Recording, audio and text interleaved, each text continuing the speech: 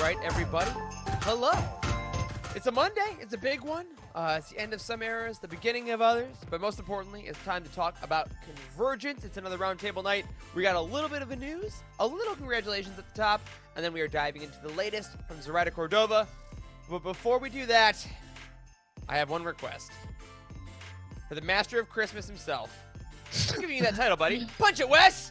Punch it!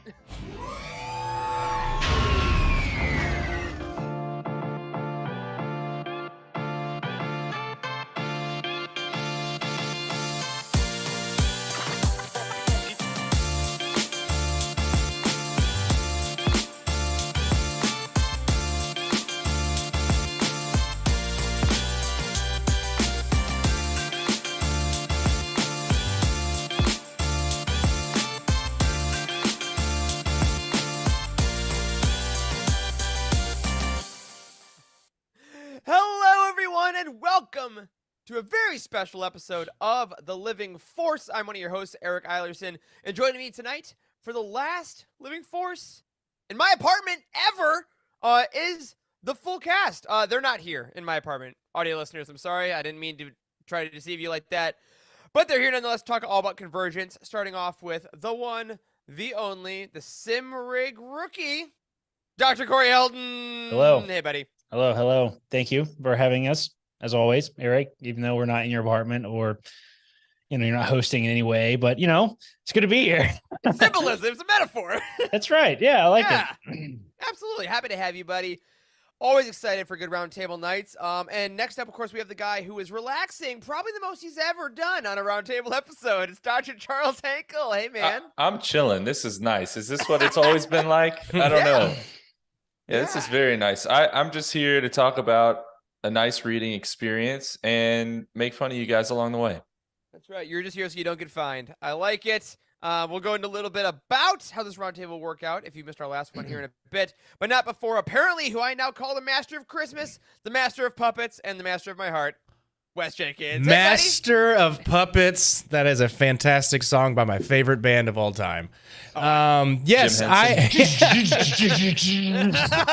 have been frequenting Soundstripe lately, and I would type in various moods that I feel the Utini community, mostly me, feel when I when I start the show. And today was calm and fun. And Calm and Fun is also about the holiday season, so we got this jam earlier in the day that you will also listen to at the end of the show.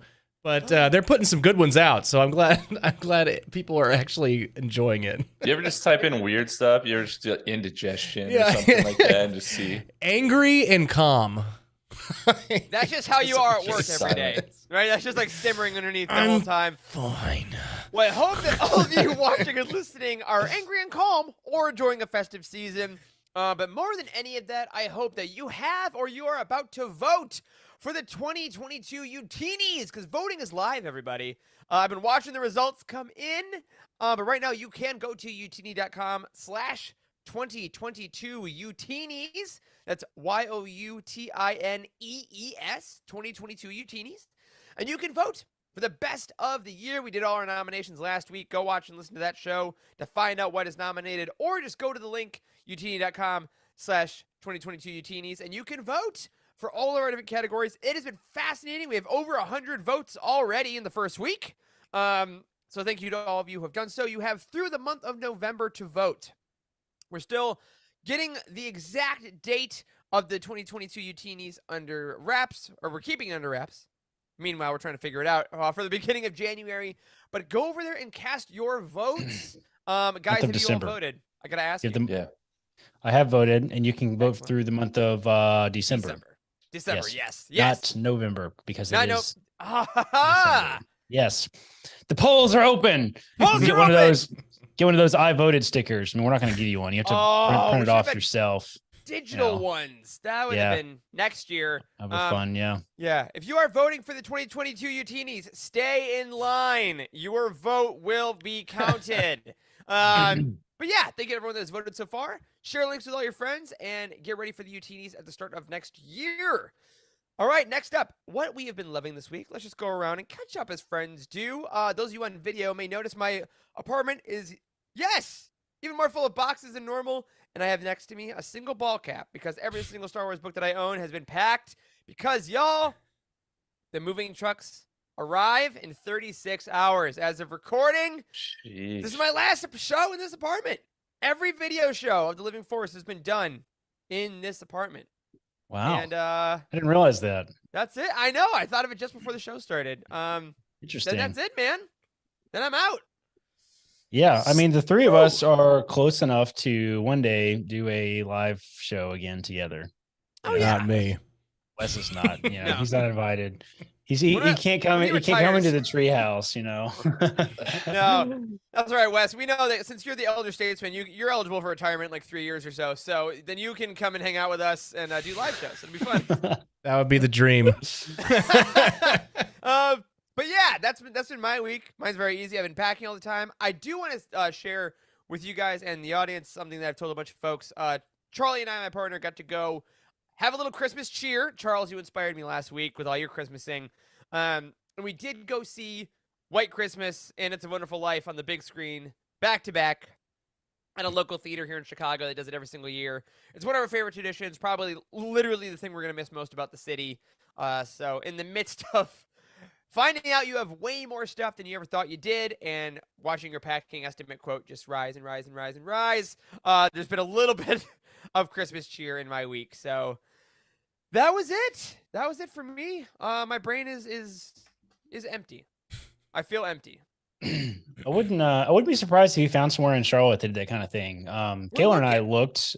We found a theater that does. You guys inspired us actually. When you posted that in Right. Slack or whatever, we looked at ourselves, and there's a Asheville Pizza and Beer actually. Like, or maybe it's Asheville Pizza Company. I can't remember. Pizza and Brewing, or I don't know. It's some mix of pizza, a brewery, and they have a movie theater, and they kind of like. Wait, did we try to go to this like- place?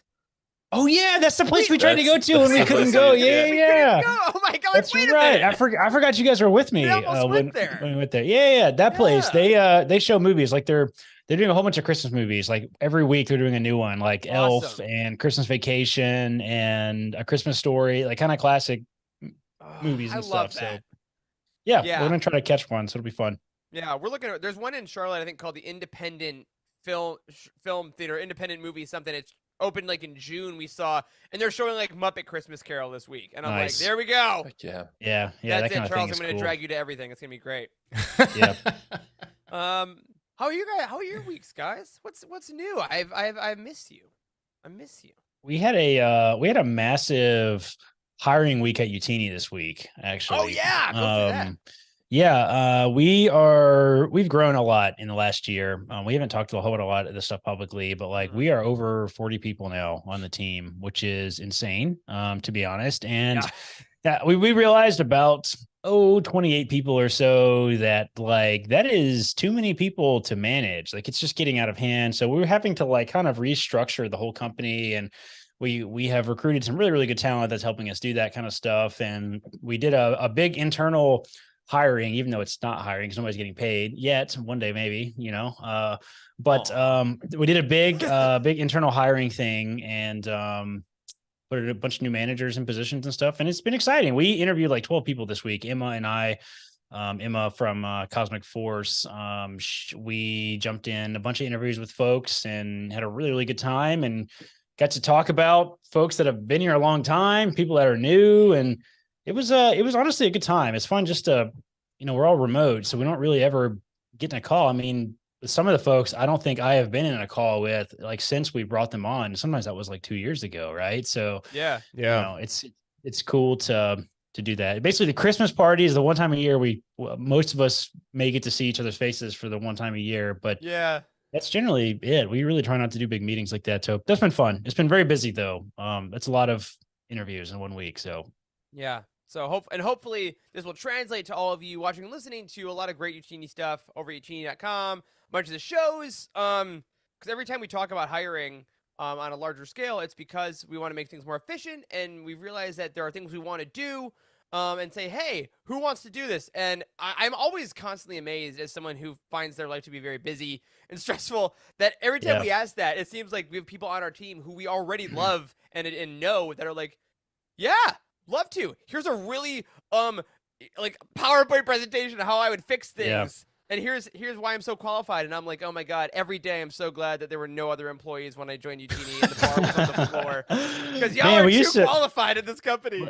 Man, me, you, and Charles, and like Carl, and maybe a couple other folks on the team, like in those first 6 months, did like everything. We wrote, and I haven't written anything for the website. I was talking about this in one of the interviews this week. I don't think I've written a single piece of content for the website in 3 years, which is insane.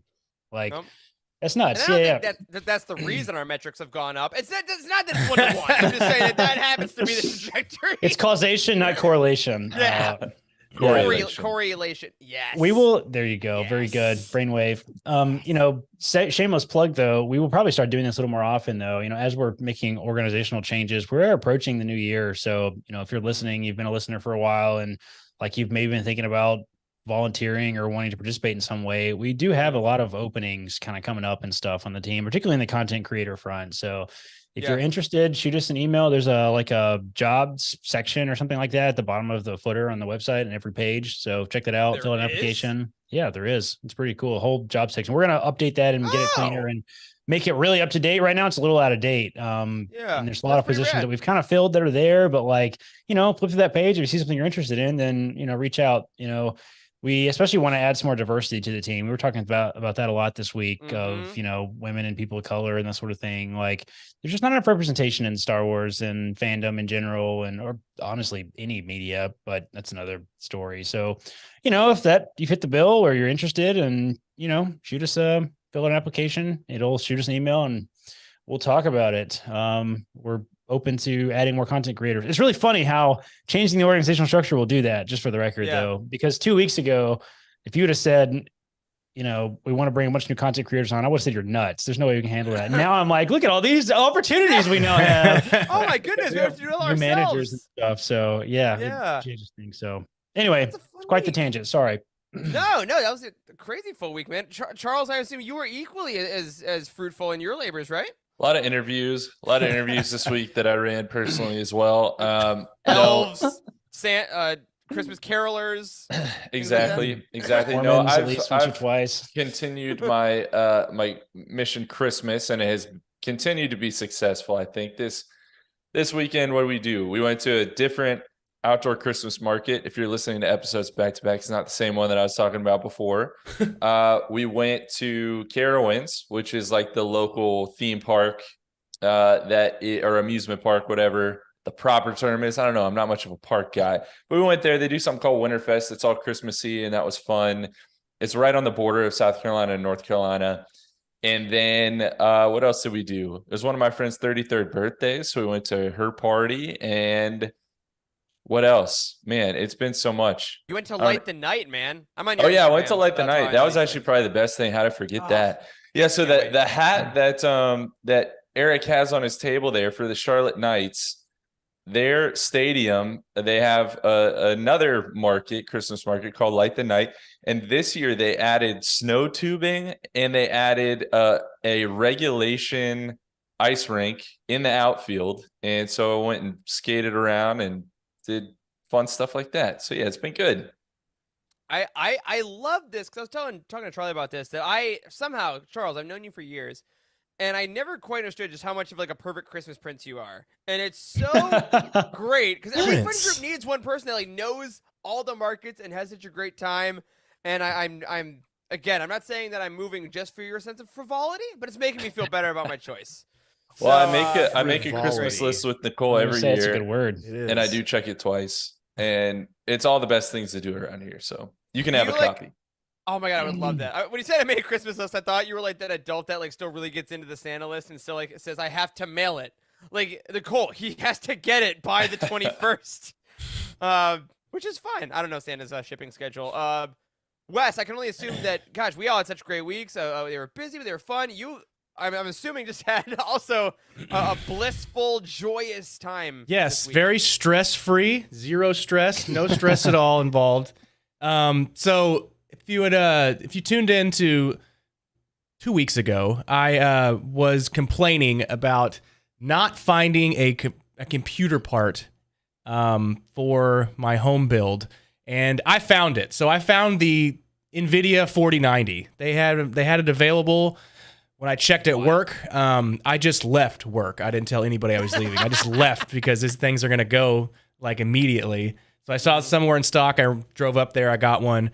Then I realized that, parts of my computer aren't compatible with the part that I just bought, all that kind of stuff. So anyways, long story short, I ruined the Utini PC that used to produce the show. And I had to Frankenstein one together today to make sure that we could bring you this content. So that computer died for this show. So it was up to the minute. So it was like at 6:30 I finished everything, and then that's like when we start setting up. So we were ready to go. But I also, on the completely other side of my hobbies, I also set up the deer stand platform on Saturday. I'm glad the thing is finally out there. It's taller than I imagined. I don't know why I thought it was going to be any shorter, because the posts that it is sitting on top of are 8 feet tall, and I was just like, it's probably gonna be like 6 feet. And then it's like, no, just because it's not straight up and it's kind of bent over a little bit, that takes off maybe 3 inches. So it's 7 feet 9 inches in the air, and it still needs some bracing and some anchoring, but it's up there. We're moving along. Had some that doesn't sound high. I can assure you, having sat in a tree stand, 7 feet is higher than you think it is. It's terrifying. I'm sweating thinking about it. It's just high enough up in the air that you're like, man, if I fall out of this tree, that's gonna hurt. Yeah, you're like, something's gonna break. I'm like, you know what? This might do it. I had a chemistry teacher that had to take a semester off when I was in college because he accidentally shot himself in a deer stand. He lived, he was good, but it was not a great experience. He like dropped the rifle and it shot him in the leg. He had to like crawl my leg! a mile out of the woods, man. Like, it was a crazy story. Wow. We're like, what happened to Dr. Charlie? What was his name? Charlie. What happened to Charlie? Wow. Gotta practice gun safety. That was not safe. Absolutely. You think any deer saw it happen? Chuckled to themselves. Oh, yo, it's coming to you, sucker! Yeah, hurts, doesn't it? That's for Jerry. And by the way, Charles, I haven't forgotten that I'm putting that sign outside of the stand whenever I finish it. No deer allowed. Yes. Just flapping in the wind. As long as it's written in crayon, right? Corey? Crayon. In crown. and taped up there with one single piece of Scotch tape. That's all I ask. And it's legit. Terrible. Well, I look forward to seeing more of that. I do want to also give you your props, Wes, because you did have a rough week on the computer side, but you had a great week on the fantasy side. Everyone, the fantasy football playoffs are here next week. Wes will be in them.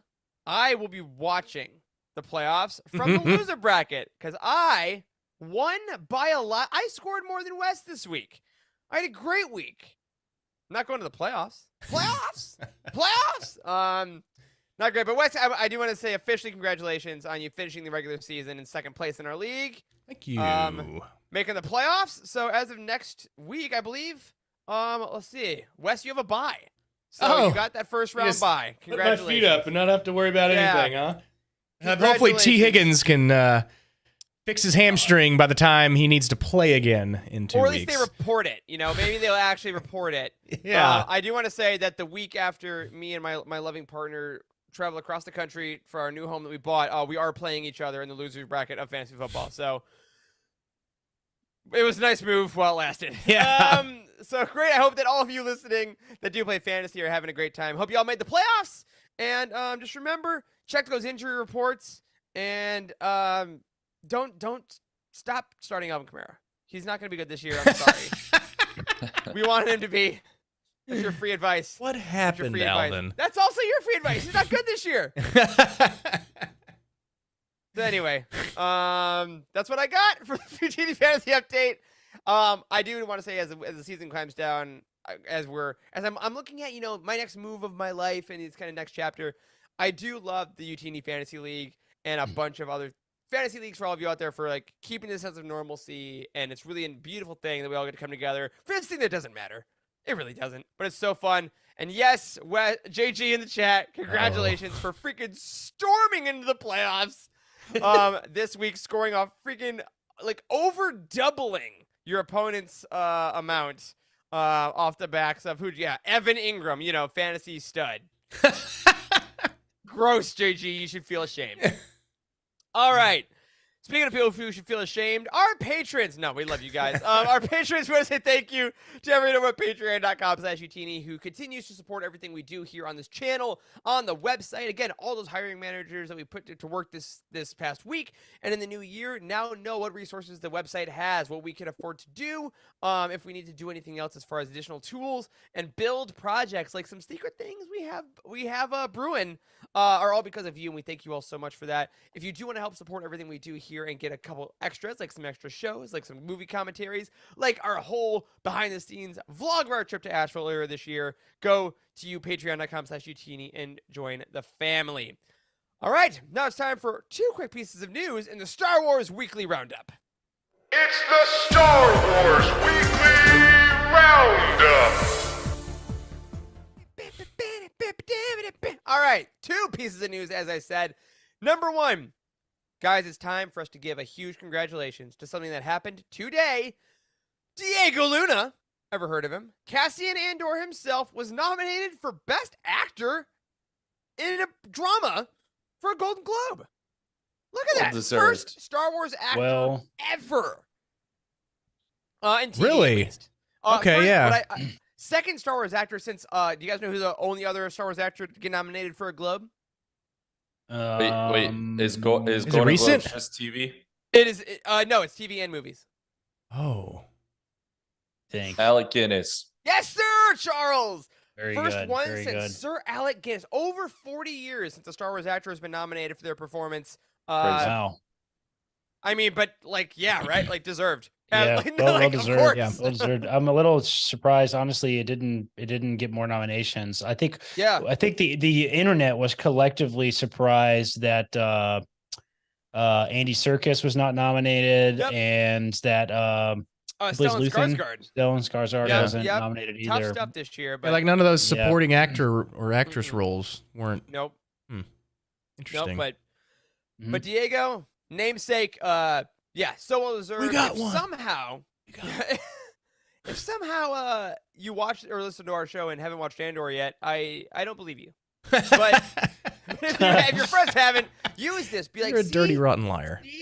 See, it's really good. I love that. Again, every kind of major award that Star Wars TV gets nominated for, it just brings more legitimacy to what we're doing. So it's really fun. Couldn't have deserved it more. But of course, Andor is now kind of the past until we get season 2. The future is the coming projects, including one that's coming up in March. One of the most anticipated of all year. I'll say not all time, all year. We have a lot of projects. Jedi Survivor, the sequel to Jedi Fallen Order, officially got a gameplay trailer at Thursday night's Game Awards. We got to see Cal in action. We got to see other characters. We got to see him like force pull a stormtrooper and have it shoot other people for him. Double lightsabers going all over the place. Grappling hook shots. Possibly a High Republic Jedi antagonist, depending. So while we look at Cal's glorious image there and the pre-order button that I definitely clicked earlier this week and spent 90 of my own American dollars, fellas, what'd you think about this? About the trailer? I think we all played the first one. So, how you feeling about how this second one looks? It looks fun for sure. I mean, it looks like more of the same, which is in a way encouraging. In some ways, I found it a little discouraging in some ways that it's more of the same. But I think when I see a new gameplay trailer like this that does show real gameplay, you want to see, for a sequel especially, I think you want to see more of the same because it means they have a good like formula already. You know what I mean? It's so what we loved in the first one, and now there's animals. Now I can ride stuff. Yeah. So it looks like they basically have just really expanded on the first one. And there's some really good moments in there too. I have a lot of questions about like where are certain characters, where are that sort of thing. So I'm excited. Yeah, there's some familiarity there for when they make it exactly the same way. But Respawn does a really good job with these single player games. So I have like no qualms about them like pretty much keeping it the same. I hope they change that map I hope they Oh my change that God, map and how you please. use it. But Please. yeah, I mean, there's gonna be upgrades to like the system requirements, and then there's gonna be new technology used, so it's gonna look better. Yep. It's gonna run better. And it's on new gen, right? The new gen consoles. New Okay. gen only. Perfect. And why And, is hey, it? maybe that 4090? What? Huh? What is it? That's the $90, Eric. Is that the like super awesome thing that I like awesome upgrade version, or is that just the base version? Wes, what a great question. The base version, just the game is $70 because that's a lot of Sony and Microsoft have both said for like their new. That's gen, too damn high. $10 extra. Oh yeah, they spent 3 years every single day and night building this game, and you're like, oh, I don't know, $70. And It's a lot of money, but the $20 extra, Wes. Here's the thing. It's real stupid, and I did it anyway. I'll tell you what it is. All those cosmetics we talked about last week, the Luke jacket, the Han jacket, the Obi-Wan outfit, the Luke saber, the Obi-Wan saber, and then the 2 blasters. That's it. I'm paying $20 additional for fake cosmetics that, you know what? You know what's funny about it? Probably not going to use them. yeah. I But probably- no. I don't understand. want to use them. I get it.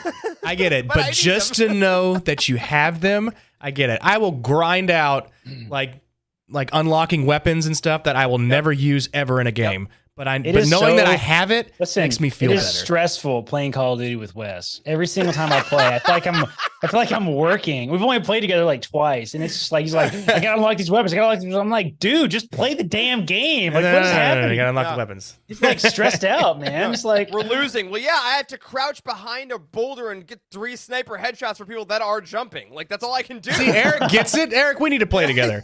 Yeah, man. That's me playing God of War Ragnarok man. lately. I haven't done a story mission because it's a pack and I can only play for like half an hour at midnight. So I'm not gonna do a story mission, but I'll absolutely go look for Odin's ravens and open chests and stuff. Yeah, I'll get armor that's worse than what I'm wearing. But yeah, I'm stoked about Jedi Survivor. One thing I do want to ask you guys about the antagonist. That was the big thing. Who's in the tank? Right, was the big question. Some people were like, "Is it Marin? Is it blah blah blah?" And we found out they are a character. It seems like a new character that was like abandoned by what I feel like this is a mixture of what I saw, and I watched some Alex Damon videos. It seems like it's a Jedi that was like abandoned and just left there and survived, right? Survivor. And then is wearing like golden tabards later on in cutscenes. I think, because guys, the New Living Force speculates a bit. We're fun. that's right. I think this is a High Republic Jedi that was left in a place that got attacked, and then everyone else died, and they're from the High Republic era. And I think that's how they're bringing the Wow. High Republic into mainstream canon. That would be quite. That's my guess. That would be quite the story, man. Bringing High Republic to a video game would be kind of next level, I think. Aren't they doing a High Republic video game Acolyte? Yeah. Well, who's to say? eventually? Eclipse. No. Maybe. Clips. Probably not. Oh, well. Speaking of that, though, another High Republic-esque thing. Cal showed a cross-guard lightsaber hilt. That in the was cool. trailer. That was it. I forgot about that already. It looks like the saber is even more customizable this time because there was like Yes. it looked like there was a difference in the length of the hilt and even the blade Mm-hmm. at certain points looked like it was even longer than usual. Yeah. So Yeah, and there was like, and previously, if you wanted to do both sabers, I think you had to have it in the double saber configuration, and then you could break it. But now you can be using one and then whip out a second one. Like it seems like the gameplay is going to be really fun, and I'm glad it doesn't look like they're going to make us go back to like Padawan, where I don't know, I lost all my powers at the beginning of the game. Like, no, I'm a Jedi. Like it's been 5 years since the last one, so Cal's like a time Jedi jump. Knight properly. So. Very excited about this. Comes out in March, I believe as of now. Because Allegedly. oh yeah, these things never get delayed. That's the good thing. Allegedly, the Jedi Battle Scars, the book that we talked about, the cover I think last week before, that comes out I think 2 weeks before the game. Which That's I a think good is time. great. That's a good Yeah, time. yeah. 2 weeks, read the book, get it all caught up, get a little story in between, and then again, like I did, I bought it on PS5 this time. I switched Xbox to PS5. Preload it, and then take the day off work and play. So, very excited for that. A lot of great stuff coming out, of course. Before that, we do receive a book that you want to pre-order. It's an audio drama, in fact. The High Republic Battle of Jeddah by George Mann is coming out January 3rd, and For those of you that didn't go over StarWars.com today, we did receive our full cast list for the audio drama, as well as a 7.5-minute preview of the audio drama itself, the first like 7.5 minutes. So if you haven't, go ahead, go over there. There are characters from Convergence, which we'll talk about. There's characters from Quest for the Hidden City. If you're a fan of Solange's show and you read George Mann's previous work, obviously he's going to bring his friends in from there. So lots to be excited about for there. But of course, in order to listen to that, you got to go to UTN.com and go to the release calendar that our glorious friends and the database team maintain, and make sure you get that pre-order in. All right. Oh man, this is usually where I just like sit back and throw the show to Charles, but it's different tonight. Everyone, it is Roundtable night. If you did not listen to our Path of Deceit Roundtable, you missed that we are switching up a little bit of how we do roundtables now here at Utini in the Living Force. We are going to be shifting the quote-unquote main host each week. All that means is that as opposed to Charles kind of driving the ship, we're going to have a different person each book. And guess what? I said, you know what? I'm not moving my whole life until Thursday or Saturday. I'll do an entire roundtable on Monday. So this one is for me, folks. So wish me luck. Charles, any pointers before I try to drive my first roundtable from the master? What do you think? What should I be thinking about? There's nothing left you can do. Everything that matters is what you've already done. So just sit back, and it is what it is. That is good It's advice. fruitless to try. All right. Thanks, Charles. So for anyone, this is your final spoiler warning. Going forward, you will hear full spoilers from Zoraida Córdova's The High Republic Convergence. We may mention things from Path of Deceit and Quest for the Hidden City as well. We'll try to keep those at a minimum. But just to be on the safe side, if you'd like to go in fully spoiler-free, pause the show, go read the entire book, and then come on back. Okay, I think I gave him enough time. Fellas, without further ado, let's dive into our roundtable for The High Republic Convergence by Zoraida Córdova. This is the first adult novel of Phase 2 of The High Republic. Phase 2, Wave 1, if you will. What we're going to do a full plot synopsis, and then followed by that, we've each brought a couple prompts to the table. We're going to talk about some things about the book, what we thought about it, kind of have some conversations as we do on these, kind of dissect the book a bit, hopefully end it knowing more than we did. And then Charles, out of the goodness of his heart and his assigned job, has put together a list of Easter eggs because we all love those. And of course, how else are we going to put together the Utinis for 2023? So, without any further ado, oh yay, Charles, I will put you to work. Go ahead and start us off with the first bit of the plot synopsis for The High Republic Convergence. All right, wonderful. So here we go. The planets of Irem and Irano are stuck in a forever war. For generations, the planets have fought each other to the point where they must reach out for aid for basic resources for their people. Irano is waiting on a water shipment from the Republic, but during the delivery, an accident occurs in the skies between the planets, causing Princess Ziri to tumble towards the enemy planet of Irem. Although she almost drowned, she's rescued by Fantu, the Prince of Irem, who she rewards by putting a knife to his throat. Fantu instead rescues Ziri, and although she considers killing herself rather than being taken prisoner, she eventually goes with Fantu to meet his mother, the Queen, and the Queen Consort. Back in the Republic, the Forever Wars disrupted proposed trade routes so much that Chancellor Malo, one of the two chancellors of the Republic, has decided to visit the system with Jedi Master Sun and Jedi Knight Gela Natai in order to hold a peace summit on the neutral moon between the planets. Both planets send their rulers and heirs to the Republic ship Paxion for a peace summit, and they're all joined by the remarkably charismatic rogue Axel Greylark, who is there to keep eyes on Malo in the proceedings as a favor to his mother, the other Republic Chancellor. Peace talks almost immediately dissolve as old grudges come to light amongst the two ruling families, but those tensions are pushed even further by moves behind the scenes by members of the Path of the Open Hand. As the fight continues, Princess Ziri offers an ancient solution to unite their people, an arranged marriage between her and Fantu. Despite numerous objections by advisors on each side, the plan is agreed upon and a publicity campaign is planned to introduce both planets to the couple and the idea of peace. During the chaos of the proceedings, Ziri's lifelong friend and loyal servant of Irano, Captain Sagaru, is found murdered in what is seen as an attempted assassination of the heirs.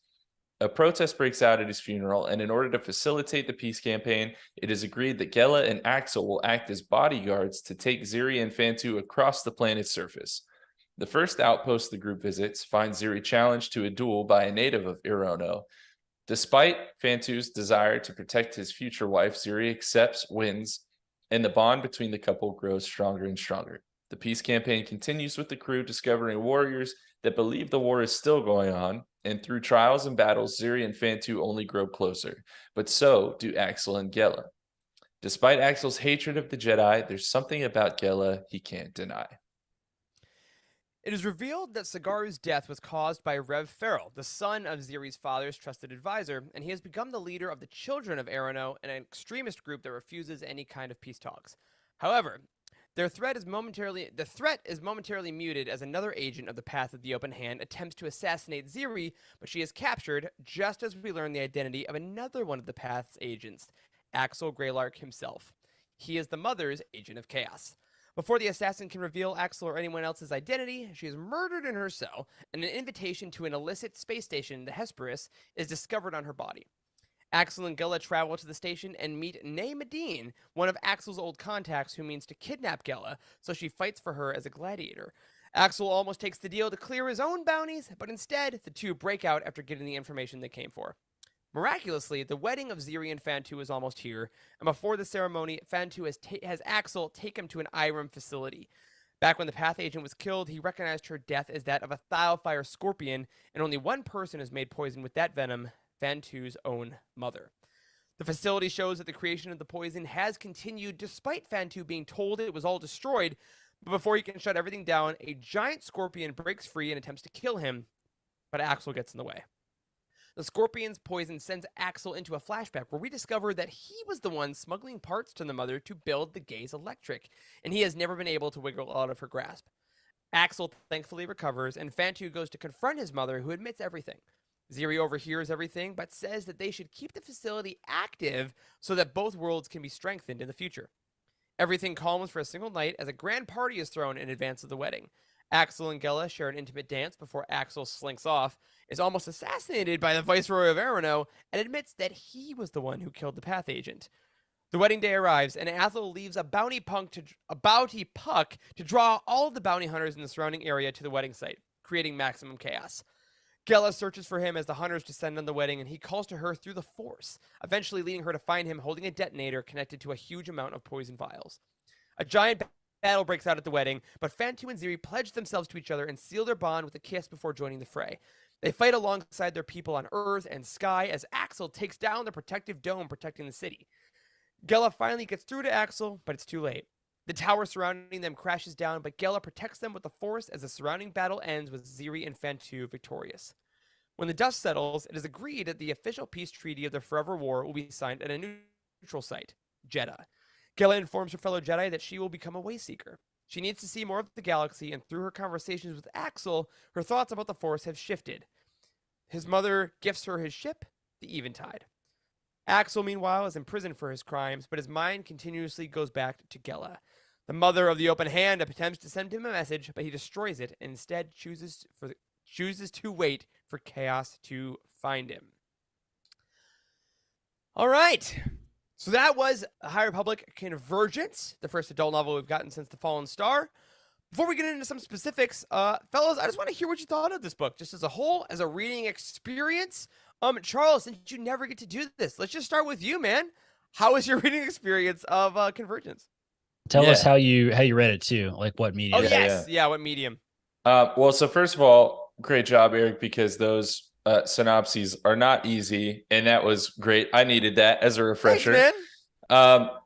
But yeah, so I read this front to back, paper copy, as I always do. I never really do the audiobooks, and that's just more so a preference for doing the Easter eggs. So that's how I experienced this.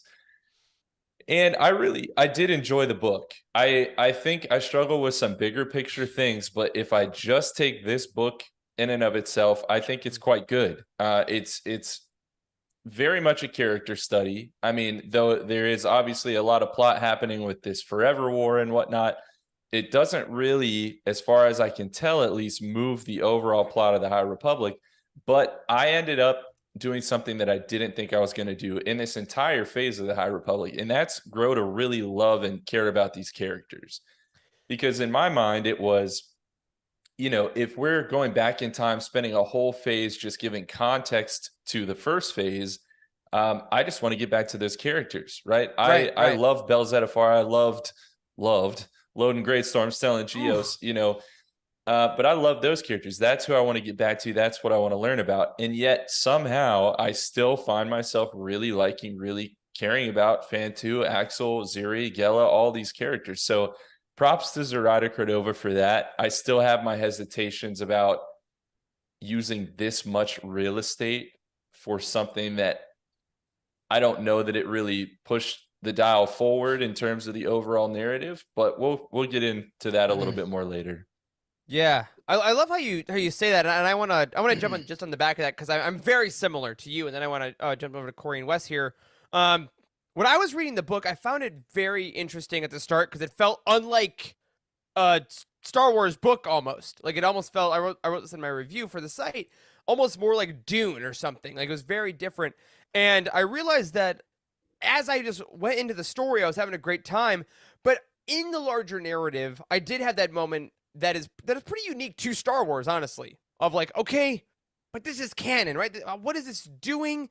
How does it affect Bell and, Elzar and Avar and all of them? Like, because we clearly did this for a reason, and I think that's where the larger conversation happens. But I do agree, purely as a craft-written narrative with characters and conflict and moments of action, moments of romance, moments of conversation, I loved this book quite a lot, actually. I thought it was, I liked it far better than Path of Deceit, personally. I've seen both reactions from various people. This is probably my standout of Phase 2 so far as a narrative book, but I do agree it will be interesting, again, hindsight's 2020, to see how it fits into the narrative, because I have trouble realizing I like these people, I like these planets, but are Irem and Arano anything more than a flashback in Into the Dark? When we go forward, you know what I mean? Corey, West, what do you guys think? So I picked it up through audiobook. So I enjoy it through audiobook, and which helps me pronounce the names a lot better. That helps. That's the way. And I kind of like what Charles is saying. As a standalone book, I think it was a great story. But I was hung up on how is this going to be combined with the High Republic, and what are the main stressors that it's going to catapult us into the next story, into the High Republic, and the next story after that. So that was kind of my hang up on it too. I was just kind of seeing how is this all tying into the High Republic? And it kind of did at the very end, and we had the little pieces with the Gaze Electric and Axel, but I was getting confused quite a bit with who is the ruler of Arano, who is the ruler of Iram, who is the bad world, and who is the good world, who is the ocean world, who is the dust world. This is why I like reading, honestly. This is why I don't do audiobooks. Like, straight up, this is exactly why. Yeah, so that could probably be an issue for me by actually listening to the audiobook and not reading it, because I was definitely rewinding quite a bit to and I had listened to probably an hour and a half, maybe 2 hours of it, and I restarted the book because it was just too confusing to me for the beginning. So be kind, rewind, right, kids. So but I did think it was a good story for sure. But whether we know that it ties into something much, much bigger, we won't know until the future books or stories or novels come out later. Yeah. Oh my gosh. Okay, yeah, we were absolutely ending this roundtable with a giant conversation on like what is the purpose of Star Wars books, I think, which is going to be very fun. Corey, what'd you think? Yeah, I read this one digitally on Kindle. I didn't actually. You know what? Now that I'm thinking about it, I listened to the first 10 chapters or so, I think, on Audible. Actually, now that I'm thinking about it, you do a lot of hybrid, don't you? Yeah, I forget. I do. That. Yeah, I do a lot of hybrid based on what I'm doing. I mean, I like if I'm trying to get through a book, like I'll switch to reading, and I don't have as good of an experience when I do that because I speed read often. I think it's just the ADHD. I just have trouble, really staying hooked on it. So I will mix it sometimes, to get it done and that sort of thing. And this one, I found this one to be okay, a little bit. Like I think that, I'm most excited to talk about the big picture, I think, with you guys, because, I'm very confused by what is happening, like with the High Republic and, sure. And we keep having these like really, really good stories that independently are good stories that are kind of supposed to feel connected, but like they're kind of missing the mark a little bit for me as far as being connected, I guess. Maybe that's intentional, and I think this is one of those things that's just going to kind of frustrate me until we get to the end and we know the whole story. You know what I mean? Yeah. Yeah. Like the very end of the initiative. I'm talking into phase 3. Then we can finally see how all the pieces fit together. But like, I don't know. I find myself feeling impatient reading some of these books a little bit. It's a good way to put it. Let's, you know what? Let's, this is my roundtable. Let's do that first. Let's dive into this point because we all brought it up a lot. And I like the way you say that because this has been an interesting thing with Star Wars since the beginning, right? Like some people, not any of us on this call, some people do give crap to like Empire Strikes Back because it's a perfect movie, but it's not a full movie because it requires Jedi, right? Empire ends and you still need another movie. So it's technically not a complete film, right? Like it doesn't have a beginning, middle, and full ending. I think that's a ludicrous argument, but it's out there, right? And I think with books, it's always interesting. Like, you know, as we grew up, like reading Harry Potter, for instance, you knew there was going to be 7. So each book you read had to give your interest, but you knew there were more coming out. And Star Wars books, there's not necessarily as much of a finite thing until we get to the High Republic. Yeah. We know this is 3 phases. Well, money talks, but we know for now it's 3 phases, right? And on a broad scale, do you guys find that idea, even outside of just Convergence, do you find that idea helpful? They're like, okay, this is going to have an ending. I'm excited to like read the whole thing. Or do you find it now stressful to be like, we only have 3 phases. Did this do enough for me? Like, where is it on the positive negative scale for you? I don't think the number of phases are as necessarily as important as like maybe the phase itself, and then whatever it just has to feel like the pieces are coming together to tell a larger cohesive story. Like a good example of this is the way that the Phantom Menace and Attack of the Clones describe the Sith, right? Like we have an antagonist, right? Darth Maul shows up and suddenly the Jedi freak out and they're like, whoa, there's a Sith. We haven't seen a Sith for millennia. There's no way that's true. And then like, we don't really get much else in that, right? There's a little bit of Sidious in that, but we kind of see some pieces kind of coming together. But they're kind of like heavy, hard hitting like story plot points, I feel like. And then we get Attack of the Clones and we see Dooku conversing with, Sidious and that sort of stuff. And, they've had a hand in creating the clones. And it was all their plan all along. Like, there's a very obvious major plot line being built up and that sort of thing. And I think that this is going to come across a little harshly, and I hope it doesn't, not taken the wrong way. I think that the creators may feel like they're being very intentional and very obvious about whatever there is they're building up to, but quite frankly, I have no idea what the hell it is.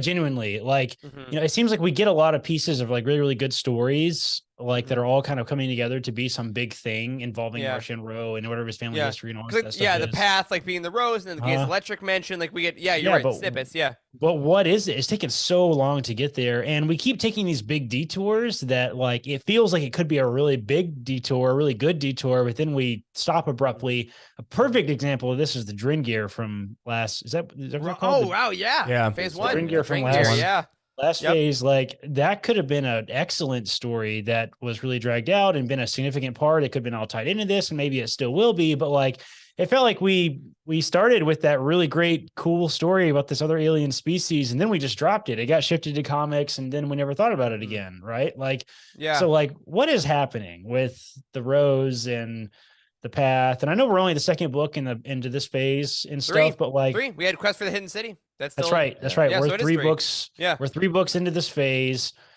And I still have no idea what's what we're leading up to. And to kind of go a step further than that, I didn't know what we were leading up to in the first phase, right? Like what did we learn? I mean, I don't really know. I mean, I don't know. So maybe I hope it all does come together kind of in the final, once it's all assembled. But like, I don't know. It took 19 books to tell a story with the New Jedi Order. Right. And Right. that was way too many, right? And Yeah. Right. here we are kind of doing that again a little bit. And maybe I'm missing the point of this. Maybe it's not supposed to be one big cohesive story. Maybe we're just experiencing the era. But if that's the case, like, why have there been very obvious plot devices, to try to lead up to things? Like, is he assembling Infinity Stones? What's he doing, man? Like, I need some more, need some more clues. You know what I mean? That is interesting. I know you say like somewhat glue, but I do want to pull that out because I do think the Marvelization of entertainment is fascinating, right? Because this is also Disney, right? Like this is the Infinity War saga was so fascinating because everything was built up to Infinity War and Endgame, and us as a generation, like we experienced that on a media scale that had never happened before. Right. So now to have that going with our book media, it is like, well, what are you building up to? That even Marvel's most recent phase had similar critiques of like, how is this building the Secret Wars? Where's Kang? Like. And it almost says, is that, should we almost intentionally be going away from that to do more isolated stories that are just about narrative? But do I feel like my time is wasted because I could be watching other things or reading other things? It's a very big cultural conversation that these creators did not have to worry about this at all in the 90s, 70s. Can you imagine? Like telling George Lucas, like, "Hey, how is this all going to tie together?" He's like, "It's 6 movies. Like, what do you mean? What are you talking about? Yeah. Who cares?" I know. That's how he would talk about it. Yeah, I don't know. And maybe it's just not the type of reader I am. And like, I don't know. I find myself. This again sounds really, really harsh, but it captures the essence of what I'm trying to say. The emotion of what I'm feeling is it like it. I read these books, at least the last two, especially with the High Republic. I get to the book and I'm like, what was the point of that exactly? Like what was the takeaway? What was I supposed to? What's the point of books? Yeah, I mean, I think right, exactly. What's the point? Exactly, like in the big picture, that's the question, right? Is are we in this for the story, or are we in this for the end, basically? And like to a degree, you're along for the ride to get to the end in every single story. But what I think actually makes this a little bit different is that we do know there are supposedly 3 phases. And so I wouldn't mind pit stops, as you call them, I think, Corey, or, I wouldn't mind jumping back in time and just experiencing a story for what it is if this was sort of an indefinite thing. And we are doing exactly that, just exploring the era. But when it's 33% of the overall story, that makes me feel like this needs to really, really be impactful and drive that narrative forward. And I haven't gotten that impression up to now, but that said, again, we don't know what they are building to, so perhaps it is doing that and we just don't know yet. And we should probably trust them because they did, all the creators did such a good job with phase 1. I'm sure phase 2 is going to be no different. But Corey, you mentioned what was the point of that, right? I think it can't be the characters. It can't be the characters, even though they're written very well, because none of them are going to be around for phase 3. So it has to be plot points. So then I ask myself, what are the plot points that are new that were introduced in this story? And it kind of is just like the weird poison. Like, more or less, that's the only kind of new plot point, because we already had the mother. We already had the Gaze Electric. We already knew we were going to Jeddah. So it's setting up. It's kind of setting up what we assume is the Battle of Jeddah. Well, not assume, we know. Like, it's setting up the Battle of Jeddah, which also though was talked about in the end of Quest for the Hidden City. And I think this is part of the thing we talked about in phase 1 is the benefit, but also the hardship of how do we make sure that everyone that is reading only what they want to read is caught up going forward. And at some point that's impossible. Like that, you can't. You either have to be all in or you're not. And I think that is interesting. On the High Republic. For real. That's the crawl, man, right? I think I also wanted to say that part of my feelings too is I feel very unresolved from the first phase too, I think, right? Like, if this is the, the sort of the original trilogy, prequel trilogy formula that we're using here, right? If we tell a story, then we go back and tell the origin story, right? Like we didn't really conclude. I don't know. We didn't really conclude the first phase. I feel like. Where's Buryaga? You know what I mean? Yeah, where's Buryaga? What was the story? What is Marcion Rowe up to? Which will be 3, right? Yeah, which is going to be phase 3. But I think if you're going to use this formula of you tell a story and then you go back and tell a story, then you come back and tell a story to continue the first one, is there has to be some resolution, I feel like. And I think that is maybe part of the problem I'm feeling a little bit is I feel like there is zero resolution with any of this. It's like watching Game of Thrones for me. Yeah. Well, yeah, because at the end of because if we're doing the original trilogy, prequel trilogy, sequel trilogy model, like each of those trilogies just have an end. Like the Return of the Jedi, that could be it. And it was for decades, right? Yeah. And like same thing with the prequel trilogy. Well, we already had the original trilogy. So you can kind of go into that. And the sequel trilogy is kind of its own thing. So I will be very interested to see where that goes in phase 3. But what I'm interested in doing now to kind of slightly pivot from that is now let's go in the so if that's what the big picture is, we're a little confused where it's going, and maybe that resolves itself. I want to dive into some specifics of the book, and then maybe again, as we always do with these roundtables, we always come out with a really interesting kind of thought as how it goes. Then let's see, cool, as a book itself, does it have enough merit for us to just kind of enjoy the story and then trust in the future, or does that first part still need to be there, and going forward will we expect more? I think that's an interesting kind of point to make. So I actually want to start off the actual book itself of Convergence here. So start off hour into the show. I do want to talk about the way war is presented in this book, because I was fascinated by this, because I think we have never quite seen an active war to this level before. Like we have seen the Clone Wars, we've seen the Rebellion, we saw the sequel trilogy. Like we've seen wars obviously throughout, but this is generational infighting between planets, right?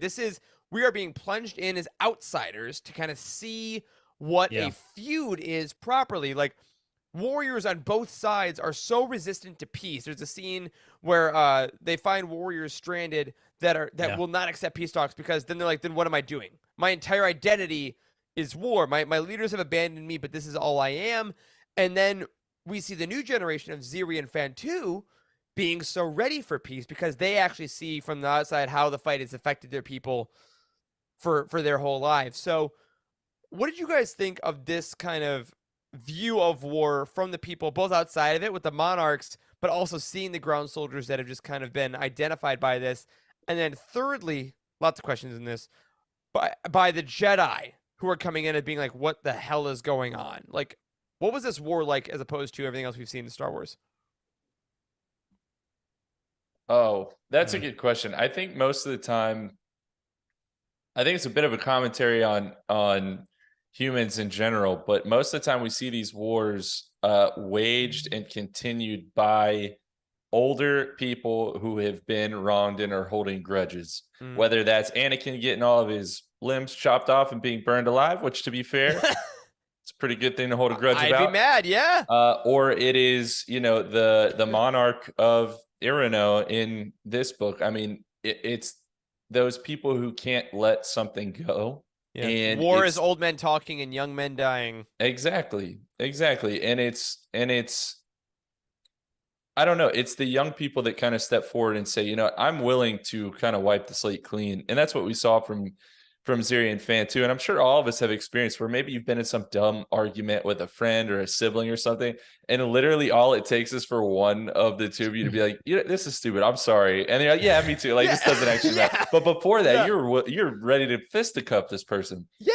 So I mean, Absolutely. it makes sense. And it's just that to an extremely exaggerated scale. And when you add in the generational aspect is what makes it really interesting, because it's not just something that's necessarily happened in your lifetime. It's something you feel like you have a duty to, like your family, like maybe your grandfather died in this war or whatever it is. So that aspect was really interesting. And I'm sure we'll get around a little bit more to the Jedi's view of that. But I find that particularly interesting because they don't have those family ties like at all. So it's totally foreign to them to say, I'm fighting this war because my family lineage, this is what we always do. Like that does not compute for them. Yeah, like they have the moments of like, don't you care that your brother was killed by these people? Yeah. It's like that keeps being repeated. And you care that your son died, and like it reminded me of like the Viceroy is very much like Wormtongue in Lord of the Rings with Theoden, right? Like, my liege, don't you remember? He's not welcome.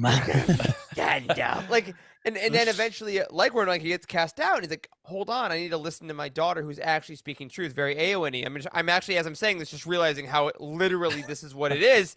And I love you, Zoraida, for doing that. But it is, I think, like you say, Charles, I think commentary is the exact word. Like, obviously, a lot of Star Wars reflects real life. George Lucas is very open about how, like, Star Wars is very reflective of Vietnam and things like that. But this particular book, I think, hit this unique strife of, like, the hope is in the younger generation of being like, I will do what I have to, even if it means getting married, which also isn't, like, a horrible thing, which we'll talk about later on how marriage is treated in this book. Like, I will fix this, not as a defiance to my father, but because I have seen what it's done to my family. And I loved, again, outside of the larger picture of the High Republic of Star Wars, I thought that was just a fascinating story of war. Yeah, that's a good way to put that. Remind me again about how it started between Aranon and Iram, or we don't know. I don't think we know, do we? We don't know. No. I think that we know that the fighting has, and I believe this is correct. Yes. So Ziri's brother was killed, but Right. during the war had already begun. The war was already happening. And I think that's the fascinating thing about these long wars. Like, there are these strifes all over our planet, right? Of these, we've hated Group X and Group Y since There's just been things compounding on top of each other that makes them hate each other more, and so that Wes, just let keep me going put under the this sediment. in Texan terms, okay? Iram is the Hatfields. Oh, Irona yes. is the McCoys, okay? Absolutely. That all started with the McCoys shooting one of the Hatfields pigs, I think. But they All right, never we're really... Team Hatfield in this podcast. I got you. Charles, I thought you were going like, they're Texas. It might be the other way they're around. A&M. Anyways. So these people are Texas. These people are everyone else. Yeah. Yeah. Okay, so yeah, I mean, I was trying to think about how it even started, but yeah, I can also see these things like I said, there was compounding on top of just like sedimentary rock or something. It's like there's a death here, there's a conflict here, there's somebody got kicked in the nuts over here, somebody got like their money stolen Oh, over that here. definitely happened. You know? Absolutely. So and it just they've been hating each other for multiple reasons, multiple probably small stupid reasons, and probably real incredible like death family members and stuff. But it's all going to happen within war. Yeah, I mean, very interesting. A generational war, and then having ceasefires to where they can get aid to both worlds, so they can at least like live a little and have food and some kind of sustenance. But and then be like, all right, everybody go, and then they start fighting again. Like, don't they see that during the ceasefire that they can eat and they can kind of like, I don't know, be cordial to each other at least? But well, that's what I love about it. Is that like the soldiers are like, "Hey, the war is over." They're like, "It's absolutely not. I refuse. I refuse to admit that." Aren't you living in? Don't you feel like you've been abandoned? Yeah, I do, but no. Yeah, like there's just such an ingrained, and you know, the longer that a war goes on like that, the more likely you are to suffer personally, right? Like the larger conflict in and of itself might not have affected these people when it began. But then you add in all of these small things that can happen, and over time it's going to affect you. And now it's not a conflict between Aram and Irano. Now it's a conflict between me and this soldier on the other side who just shot the guy next to me, who was my friend from back home, right? So when it's been going on long enough, even outside of the generational aspect, you find reasons to keep fighting. And humans will find reasons to keep fighting. So it's not surprising something like this happened. Yeah, and the poetry of it beginning with, we need a water shipment, and the other planet is a water planet. Yeah, like the fact that like we need to literally use the galactic trade routes to get this resource when we won't go. If there was peace, it would be right there. It's right there. Like, it's just such a great, again, it's not new. It's not inventive necessarily, because that's humans. That is the most like relatable thing, is shooting yourself in the foot because that other guy did too. And I really loved how she kind of framed that. And then help is right there. That's crazy. It's right there. But they won't take it until, of course, Ziri and Fantu. Again, two characters which, like you said, Charles, I love these guys. I really did. And I thought they were really strong for their planets. Like they didn't start the book as like, war is bad. Why can't we stop war? Like, no, they were going. You know, like Ziri's in a fighter. She's shooting down Iron people. Like, I like that, and she put a knife to his throat. But their relationship I want to bring up, because when we did our Path to the Sea roundtable, we talked about Kevmo and Marta's relationship and how we all kind of had a little bit of trouble buying into it. That was like clearly the romance angle of the book, but it even though it worked at the end, we all kind of agreed that for whatever reason, the structure of their relationship and their love story didn't quite ring as true. So I wanted to ask you guys about Ziri and Fantu, because this weirdly begins with the agreement of marriage, like at the top. So, and then once that happens, then they kind of fall in love, which I think is a very like anti-Western sentiment to an extent. Like Western cultures, arranged marriage. Oh, that's terrible. That's got to be the worst. How could you ever love each other? That's anti-love. And this book is like, nah, they agreed to get married, and then by the end, they're like doing like Elizabeth and Will in Pirates of the Caribbean back to back, like getting married during a battle. So to be fair, we were just fed Mon Mothma and Perrin. Yeah, like a couple- I was gonna say, there's a similarity there. It doesn't always work. What you guys think about one, the arranged marriage idea, but also, did you buy it? Did you buy the two of them kind of falling in love throughout the book? I bought it. Personally. I did buy it. Yes. Yeah, I thought it was interesting. I liked that it was kind of the Jedi's idea, but Ziri was super down with it. I like that. Like where she brought it to the the table at the peace summit, right? So yeah, that was a good, interesting call. Yeah. I will say that there's some moments where they're like fighting and they're getting married or something that happens towards the end of the book that the battle, like.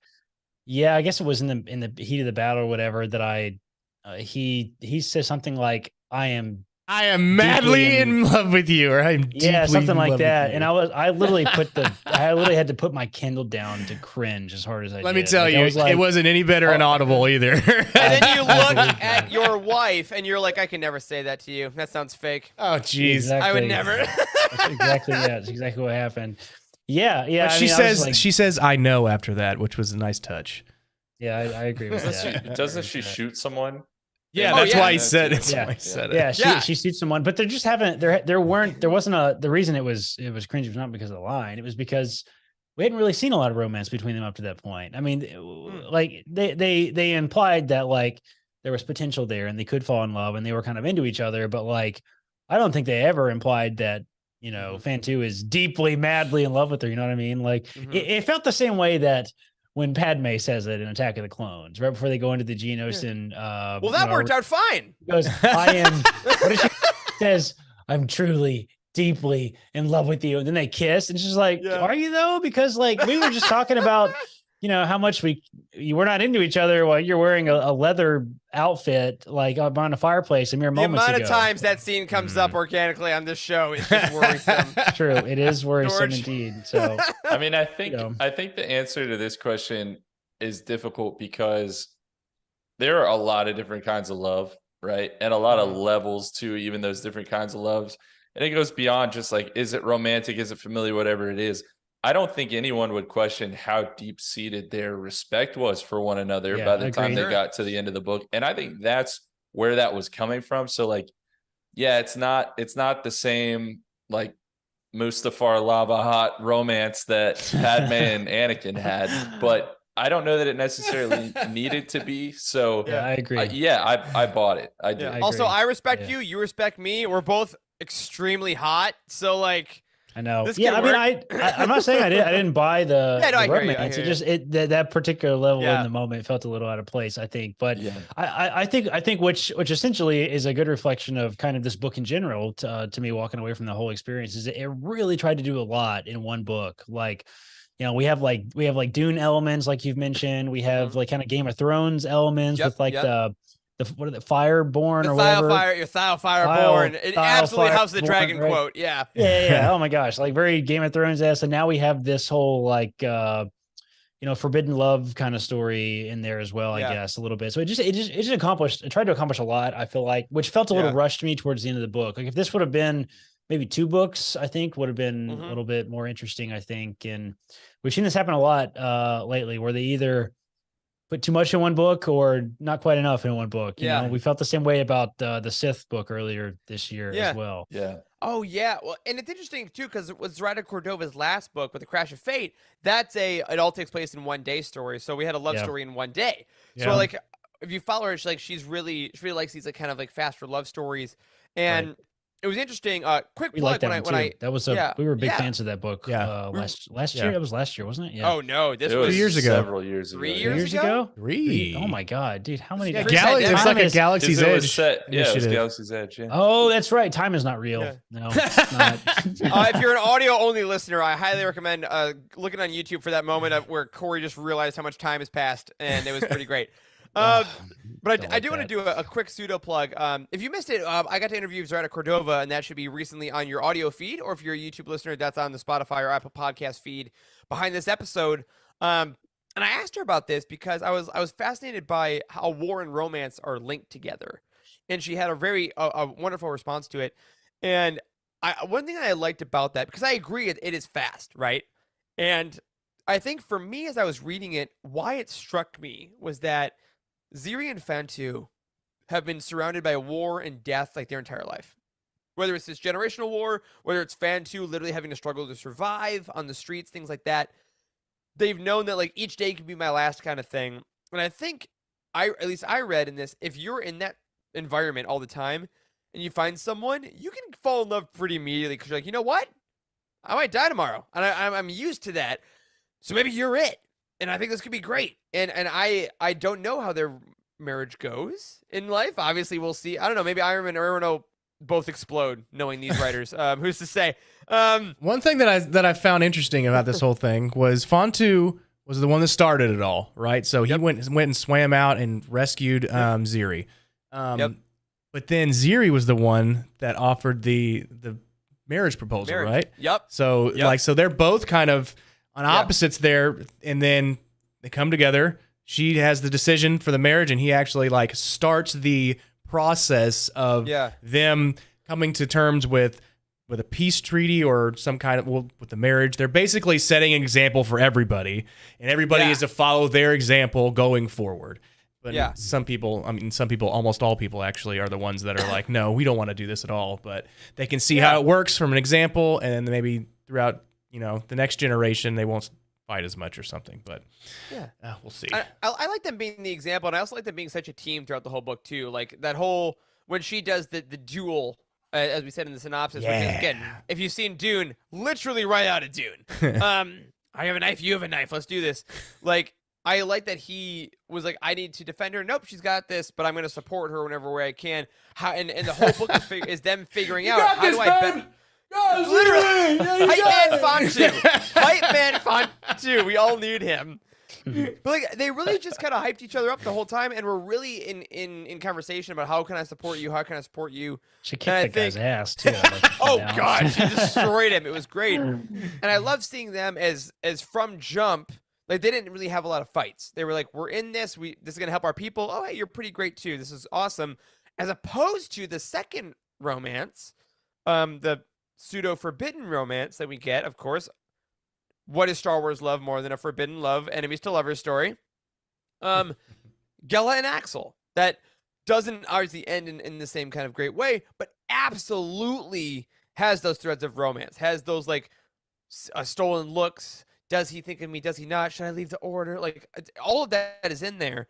What did you guys think about their dynamic together? We're gonna talk about Axel separately in a second because he's a whole thing. But especially once the foursome kind of goes off on their PR tour, how did they work for you guys? Because they kind of couldn't be more different than Ziri and Fontu. I genuinely really liked Axel Greylock as a character. I thought he was very unique and weird and interesting, and I enjoyed having him. He was a very nice surprise. I think he's a sluttier Han Solo. Yeah, I mean, he was written incredibly well. I mean, he was absolutely awful to everybody, and everybody freaking hated him. And like, they really made him like come in and do awful stuff. I think one of my favorite moments of the book is when he tossed that piece of fruit off the side of the ship.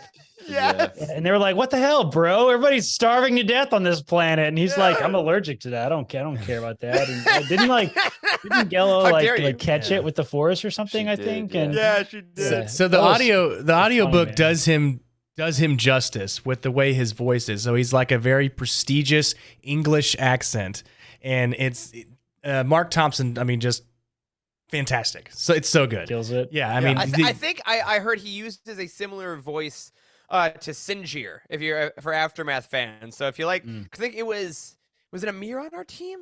Jim? Someone is a huge Sinjir fan. I think it was Jim. I was like, I'm a huge Sinjir fan. I don't know if I like Axel just because he sounds exactly like Sinjir. he's just Yeah, like, great oh voice no, choice. darling, I would never have anything like that. It's just something like that. He's just such a good job. Wes, I love it that when was he. great. I love You it. can hide this. I love it when he bumps into the girl that's with the path of the children or whatever, and Yeah. like at the party, and he's like, Path "Oh, of the tell Open me sorry, dear," or whatever, and it's like, Yep.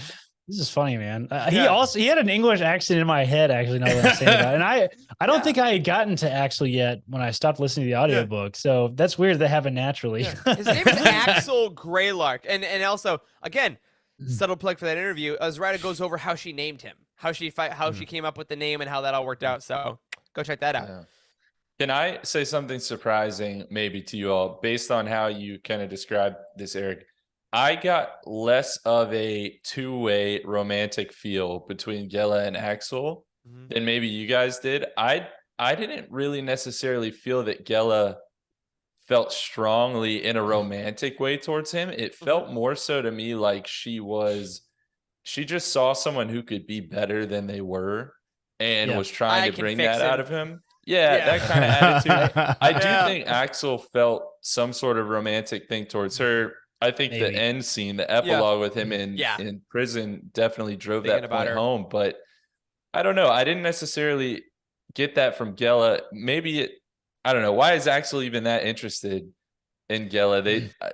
I don't know. Is it the mommy issue? I'll Is that what actually it is? second that. I'll second that. Yeah. Because like I didn't even comment on the romance stuff. I didn't necessarily feel a super strong romantic connection between them either. I would go as far to say, actually, Charles, I didn't even feel it at the end in the prison. Ooh, I felt like Axel is a man who does not have an understanding of what a healthy relationship is, like period, right? Correct. And so like I agree. he doesn't know what is romance. And if you want to get really philosophical and deep about it, what even is romance? Is it sexual attraction? Is it emotional attachment? What is it? Like it's kind of a heavy concept that is yes, right? It's kind of a heavy It's when concept the chemicals that is in your brain fire in such a way that a partner seems attractive to you and you won't kill them in the night. That's romance. something That's it. along those lines. beautiful, So Eric. like It's beautiful. maybe Axel does Good feel vows. romance and he doesn't understand that that's what it is, or maybe Joe feels the same way, because that's a very interesting concept. I think is a Jedi who is forbidden to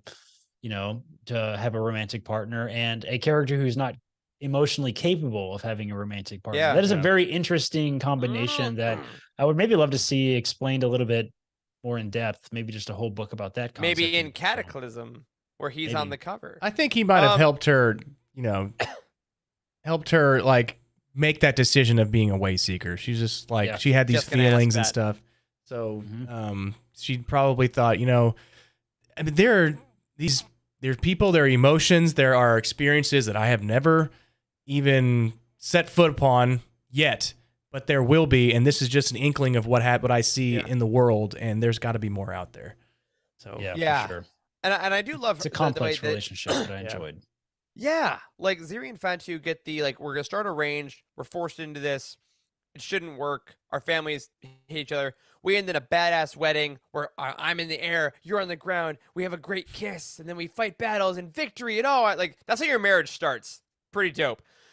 And then you have should we? Do we not? I don't know, but I do think you guys nailed it actually. And I love the way you framed it. Gela and Axel, they both change how the other person sees the universe. Yeah. Because I think Axel starts the book as kind of the playboy, doesn't really care what happens to him. Maybe he'll keep working with the mother, whatever. It's kind of fun.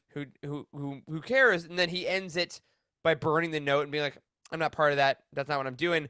And Gela is like the order. I'm a great Jedi. I gotta learn this. I gotta learn this and be a good Jedi. And she ends it with being like, "I don't know enough. I just gotta go. I gotta go learn." Yeah. And what a great. I think I speak for myself, but I think I speak for a lot of folks that if you've ever had a breakup with somebody, for instance, that's kind of the best ending, is that you both change each other to want to be better and learn more about yourself and the world. And I feel like that's what this book is like, I don't belong with you, maybe. Yeah. I can But see you that. make me want to learn more about the world. It's a good way to put it. Yeah. I like That that. is good. I especially Yeah. like their moment at the near the end on the tower or whatever. It was an especially powerful moment. I feel like, although Yeah. I maybe feel like is a little bit out of place, which I would like to talk about a little Let's bit. jump right into that. Go for it. I want to talk about Axel Greylark and his associating with the Path of the Open Hand because I gasped when I read that, man. Me personally too. felt like that was not very true to his character up to that point. Yeah, let's go for it. A little bit out of left field and so on. So, I would Axel Greylark is almost literally described as chaotic good in this book, which is very interesting because people have started to everybody knows what that is now. I mean, they're D&D terminology to figure out your morality alignment, right? We're seeing this a lot in culture in the last 2 years for some reason. Like this has been around since D&D was created, but like people have been talking about it lately. I see TikToks that are themed about this now, which is very interesting of like chaotic good or chaotic evil or neutral good or whatever. And I mean, I think Axel is chaotic good. He's like Han Solo. He wants to think he's the bad guy, but he's actually the good guy. And could you see Han Solo getting all mixed up in a cult and genuinely like believing in it and finding that? Because in Paradise Snare, but no, I'm just playing. But he doesn't though, right? Like the whole time in Paradise Snare, he's like, no, what the hell is going on with all these weirdos? Like the whole time, right? Isn't that how Axel Greylark would be in that situation? Axel was born rich, and I think that's the difference. Is that I think, and this is not like, do I have a little bit of like eat the rich, burn the world down? Sure, but. Aside from that, Eric, no, just a little bit, only slightly, and until I make more money, then I'll be like, they're people too. But for Axel, I think that his introduction does seem like I'm a little bored. I'll have a good time because my mom can get me out of anything, which she does. Even in this book, he literally is trying to get blitzed out of his mind and gamble away his fortune, and then his mom literally gets him out of jail. And he's like, ugh, I hate this. And he's a trust fund kid, doesn't matter. And I think that's what's so fascinating about his thing with the Path of the Open Hand is like, okay, I'll be a smuggler for a while. I'll have my smuggler phase. I feel like he thinks it's like, oh, I went blonde for a year. I feel like that's how he treats it. He's like, oh, I'll be a smuggler. That's a good point. Like for a little bit. Yeah. And Listen, but a religious phase though, like I can buy the whole smuggler thing. Oh, I don't think he believes in the religion. I think he's just doing it for a laugh and he can't get out. But it's implied that he did for a time. He said he regretted he ever muttered the words like the force will be free, I think is what it says. Yeah. There's a whole thing about how he used to be a child or one of the children or whatever. And but beyond your point too, I think Corey, anyway. You're right. Even at the end, I have a hard time reconciling his actions because let's fold that in too, because I'm a little confused about that as well. Right. So he takes the scorpion sting purposely for Fantu, right? He protects him. And then like 20 pages later or something, he destroys the shield that same friend is standing on the edge of the ocean being held back by the shield to destroy poison that the mother that Fantu was going to just he was going to destroy himself. Like, and there were a lot of ways that poison could have been destroyed. It did not make sense to me at all. And I get there are going to be a lot of people out there listening to this right now screaming that was the point. He's not supposed to make sense. He does whatever he feels in the moment. But it's got to make some kind of sense. And it didn't track for me. Was he going to kill that whole town? He's not. Was he gonna kill the whole town, the whole capital city, just genocide the whole freaking to destroy like 3 test tubes with the poison? I mean, shit. I mean, you could just walk out on the pier and pour it in the ocean, and dilution is gonna solve that problem. You know what I mean? Like, it might kill a couple of fish right there, but like, here's where I think I go as far as that specifically goes, because this is an interesting one with Axel specifically. Because he's always been able to get out of anything, none of his actions have really ever had consequences. And I think at the end, when Gela is like, this is what's happening, you're bringing this whole place down, then he has the change of heart. It's like, oh my God, like, okay, I don't want to do this, but it's too late. I already did it. And this may not be a strong narrative decision, but it's kind of what I think I saw personally through Axel is like, I literally didn't think this through. Which is not he had to think it through pretty damn well though, because he blew up a freaking. Didn't he like he had to set the bombs? Yeah, I mean, that's but pretty what's well going to happen? Out, right? 3 different places. He's like, He like climbed up Actual- there and like yeah. tied all the fuses together. He wired them Yeah. up. I mean, he was Oh, thinking yeah. about something. What you think he was listening to a podcast? What he was doing? What was he Well, doing? I mean, I think that he was like, this will make a point, and I think it's not like, oh, this will actually kill my friends. And I think that's the difference, is that Axel has never done anything that's actually affected people that he loves and affected anything that he knows. I mean, too much. maybe, Well, but because he I- hasn't loved anyone.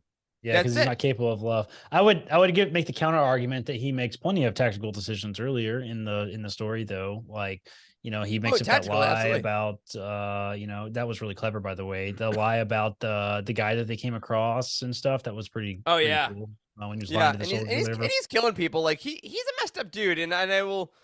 I will agree overall that the ending did also confuse me a bit. I've kind of tried to figure out how I want to work it, and I'm very thankful that he is on the cover of Cataclysm in the next book. Yeah, we're because, clearly not again, done in the with the larger story. thing, I want to know what he Great. does. I want to Mhm. know Yeah.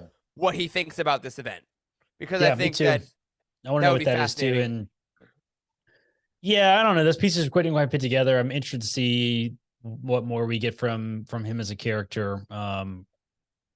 Although, like, I will say that was quite the plot twist. When we were doing, how did we find out? God. Then the mother was in a yeah, she like sent a message comm to him or call with something. him or something. And yeah, I like was chaos. shocked, That man. was creepy as Yeah. shit. I was man. Great didn't like moment. that at all. shocked. Yeah, I was I- too. I don't know. I'll say that probably hey, I'm moving this week. My life is chaotic. I'll say it. I think I kind of like the idea of the mother more in this book than in her own book, Path to Deceit. I Yeah, liked I her a think lot I- here yeah, I like as her too. a more Sidious type figure She was, on yes. the outskirts. She is, yeah. Yeah. Yeah, I like it. It talked about there was a moment where it talks about her like raking her fingernails on the metal seat of Yeah. the Gaze Electric. Oh, And I was like, right. this chick is evil. Woo. I like it. Yeah. This is kind of what I'm talking about with like this big picture stuff that I want more of. Is like, I'm not getting the puppet master feelings enough Yeah. yet. But she I'm ready- wasn't- I'm ready to. She didn't have a lot of parts in here either. Yeah, feel this is like- not her book. I feel like if they wanted to introduce her, it would be good for this to be the first book that came out and then Path to Deceit second, based on just how much of the Path to the Sure. Open Hand and the mother and everything was involved. But I mean, they did it differently. I mean, I think Tom in Discord was saying you can basically read these either way. I saw that. yeah. I was talking about that today. I think Yeah. actually. Yeah, So- and I think that's a great point. Doesn't matter which order you read them, just as long as you read them. Yeah, because clearly we have the weird benefit / handicap of knowing that Markion Rowe, the eventual leader of the Nile, who we can easily see, they're not hiding it, come from the Path of the Open Hand. Like, that is the lineage. So the mother clearly has to give way to Marta or her family or at some point, right? Yeah. So I find it interesting to see what the mother tries to do. We have the Gaze Electric. Axel was help building it. We're trying to get poison. We're trying to do a galactic something. So at a certain point, the Rose have to then like overtake her, which purely based on cover art looks to be what's happening in Cavan's book, right? So I want to ask, I want to talk about the Jedi here for a second, because I made this point in my review. I made this point earlier in our conversation. It is odd that Convergence has a picture of Gela on the cover holding lightsabers, because this, I believe, is a great moment for like, okay, Jedi on the cover of a Star Wars book, High Republic, yes, buy it. I get it. Like, there's publicity involved in cover art. That's fine. And it looks great, and I love seeing Gela. This is not really a moment or a book about Jedi. Jedi, I think, in this book more so than any other book that I've read with Jedi, outside of the Crispin trilogy with Solo and Smugglers Only, this is a very not Jedi book. And Gela very much observes what's going on. She's a bystander. She learns about the Jedi through Axel, like his distaste of them. He learns a lot about that. And like you said earlier, Wes, this is why she kind of maybe becomes a way seeker. Wes, I actually want to ask you, did you find that her not lack of agency, but I guess almost lack of involvement in the major story points, what did that do for you? Because do you think all of that led to her becoming a way seeker and deciding to keep being on the fringes? Like, we haven't really seen this before, have we?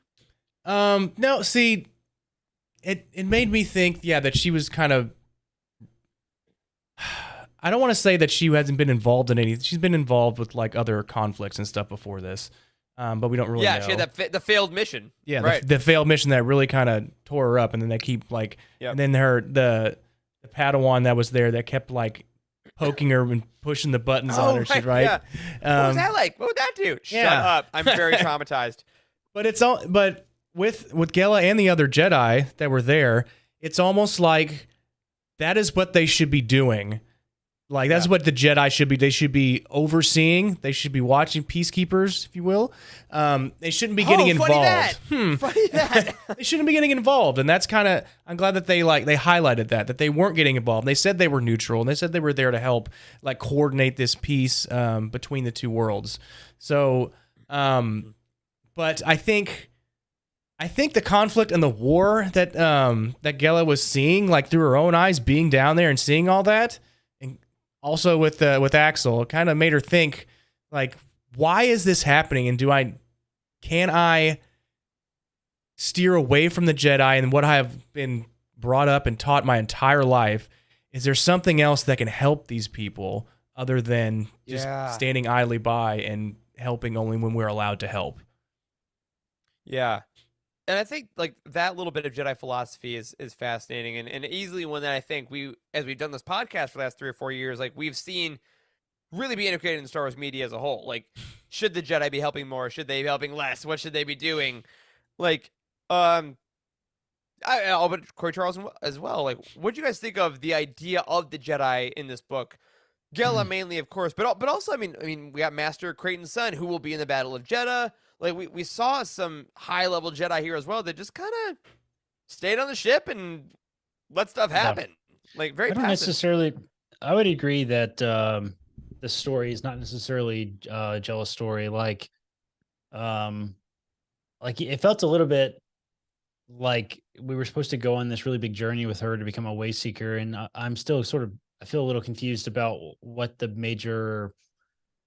what her character development was, what occurred to get her to become a way seeker exactly. What was the lesson that she learned? I'm not really sure. It said that she talked about how she was listening to the Force at the end and it had a song or something of that nature, but it wasn't super clear to me why she became a way seeker. Sure. A little bit. Well, Axel is very hot. I mean, I see. We've seen the cover. She just has to get away for a while. You know, that's it. I gotta go. I'll be fine. Maybe if I can put some distance between myself and Axel, maybe I can make these feelings go away. Anyway, so yeah, I mean, putting her on the cover is an interesting choice because I don't think it was necessarily her story. If anybody could have been on the cover, I think it could have been the pair of. Oh yes, Ziri and Fantu, have like a 1980s like romance cover, like Fantu with like a shirt all the way unbuttoned, like reaching for the water, and Ziri like that's the book. Man, I like that. That's fantastic. Like, come on, variant covers. I'm starting to think though that like maybe the ideal Jedi is a way seeker. Maybe they should all be seeking their way. Orla Jareni is nominated for Character of the Year, folks. If you want to go to utini.com/2022utinis. Yeah. And there was a great quote from a random character who was literally on one page of this book, but it was probably my favorite quote of the whole book. She said something, I think it was to Gela. She said, fighting for peace is like going to the desert for rain. You'll be waiting forever. And I was just like, that. Holy smokes. And then that character walked away. A lot of great quotes. like Malo or someone was like, go home. And then that character went home. Yeah. It is a go on, get out of here. Yeah, just in a one. Just go. Yeah, it's a really fascinating book as far as like I think at the end of the day we will see what this says about the High Republic as a whole. We'll see what it adds to canon, but it has a lot of very fascinating and unique dialogue about war, about love, and I'm interested to see, honestly, as our community, everyone watching, listening, I want to know what you guys think of this book as far as what it did for you, because did you meet it where it is? Did it really kind of shift you here? Were you distracted by the fact that it was a little separate? Like, these conversations, I think, more than any other roundtable we've really had, are like really fascinating points because they all make sense. They all are valid. But I think this, more than any book we've read possibly in 2022, everyone reading it, depending on where you are in your life, will read Yeah. a different book, and I think that's fascinating. Mm.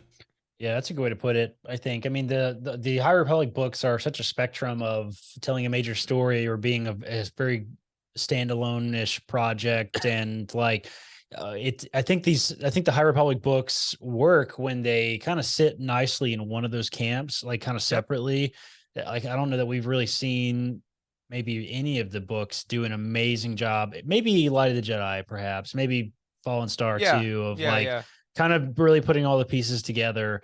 Like it's really, I think they all just have a lot of work to do. All the books have a lot of work to do. They have to move the plot along and they have to tell their own story. And it almost is a lot of pressure, I think, to get the right story out. So, it's, I'm here for the ride and here for the experience and that sort of thing. And, I hope my sort of frustration is not the right word. My feelings about not really knowing where to go. The John Travolta meme. He's just like looking around. Like that's kind of how I feel a little bit reading some of the books of like, where am I supposed to go? What am I supposed to be doing? What is the takeaway that I'm supposed to be getting that I'm not getting from these characters in this story and the major plot line and that sort of thing. So we're gonna get Corey at the end of Catalyst with like the Charlie Day meme with like the poster board and the string being like, it all makes sense. Exactly. I get it. Yeah, I know exactly. Yeah, I think we're all gonna have that moment somewhere during this phase. Yeah. I'm pretty sure where it's gonna put together the mother and Martian Rowe and all of the origin story. We're gonna figure out what Martian Rowe's Who is Martian Rowe? Markian Rowe. Markian Rowe. Yeah. Marky Slightly Mark. different. He had a rap album like in the 90s or something. Oh, it was good. Feel it. Good vibrations. Oh, Wes, that totally took me out. Oh man, I think it's gonna happen this phase. I hope it does. If we don't learn a damn thing about what the Rows are up to in this phase, I don't know if I can take it anymore, guys. We're like 30 books in, and we still have no idea what the hell this story is. We'll find out. We'll see. I hope not. Hey, we got the nameless on the cover of Cavan's book, so we'll see how that comes. But I'll tell you what, folks, before we kind of wrap up here, it wouldn't be a proper roundtable without the glorious Dr. Charles Hankel. I'm so sorry. I almost used your civilian name. The glorious Dr. Charles Hankel. Going through the Easter eggs, we had a lot of this book. Again, we're going to one part only roundtable, so we're going a little long, but I'm glad we got to get all our points out. Charles, tell us, what did we find in this book? So we got a lot of them, baby. Yeah, lots of Easter eggs, lots of connective tissue, lots of random thoughts in here too. But to start off, I want them all. Hiram and Irano were Easter eggs in and of themselves, right? Sure. For phase 1 of the High Republic. First, we got to see when Comac Vitus and Orla Drenny are dispatched with their masters to save the kidnapped leaders of those planets. We all know what happened there, assuming we read phase 1. Later, though, Iram is the site of the Starlight Beacon's crash. Like, Wait, that is really? where the beacon went down. And I didn't even remember that How did I miss? Oh, my God. Yeah, no, I legitimately didn't remember that. So it is That's Iram? in the oceans of Iram as we speak. So Oh yeah. I guess Wow, that's true. okay. I forgot about Yeah. that. maybe the fact that All right, it's hold on, there guys. is Let's why record it's- the whole show over again. Okay, Yeah. so Iram. maybe the fact that it's there is why this story is important to begin Wow. with. We'll see. But anyways, Great. on page 3, Tip Yip is mentioned. That's Andorian chicken for those of you following along at home. And that was sold in the market in, I believe that was in Irano. Mhm. On page 15, Dank Ferrick Watch is your mouth. muttered by an Watch your mouth. Ironi pilot. Yeah, it's one of the new Star Wars curses created for the pilot episode of The Mandalorian. Really quick, one small point I wanted to talk about, because the whole Aram and Arano thing that Yeah, you yeah. brought up, like I really like the concept of those two planets. That's really, really cool. Oh, Like they're yeah. really close Oh, together yeah. and that sort of stuff. I will say I had no idea what freaking planet we were on the whole book. Oh, yeah. Yeah. I was looking. I'm right there no with you. idea. I gotta say, Charles, one of the things, taking notes for roundtable plot points helped a ton. I Very literally helpful. Arano, desert, Iram, water. Oh yeah, okay, that makes sense. I knew one was So, desert, one yep. was water. No idea which switch. Dude, I gotta tell you, the next roundtable you do, you're gonna know so much. I would be so useless. yeah. I would have been so useless as a Jedi negotiator. We're like, Aram, that's the desert one, right? Everybody, which one is that? Is it the desert one? wow. This guy. Yeah, I know how to solve all your peace problems. You take the water from the water one, and you give it to the desert one. What is Problem the solved, everybody. Like, what does Can the we water use the one get? hyperspace lanes? Oh man. Anyway, sorry to All right, there. no, I Fair point. agree with you. I had trouble too. On page 17, the aerial walk is mentioned as being performed by a priestess of the Singing Mountain. And the Singing Mountain clan is actually a group of Dathomirian witches that rivaled the Night Sisters. There were rivals with them. Though it was Cool. originally created for Legends, where it first appeared in the courtship of Princess Leia, it was recently brought to canon in the short story Bug in the Clone Wars Stories of Light yeah. and Dark.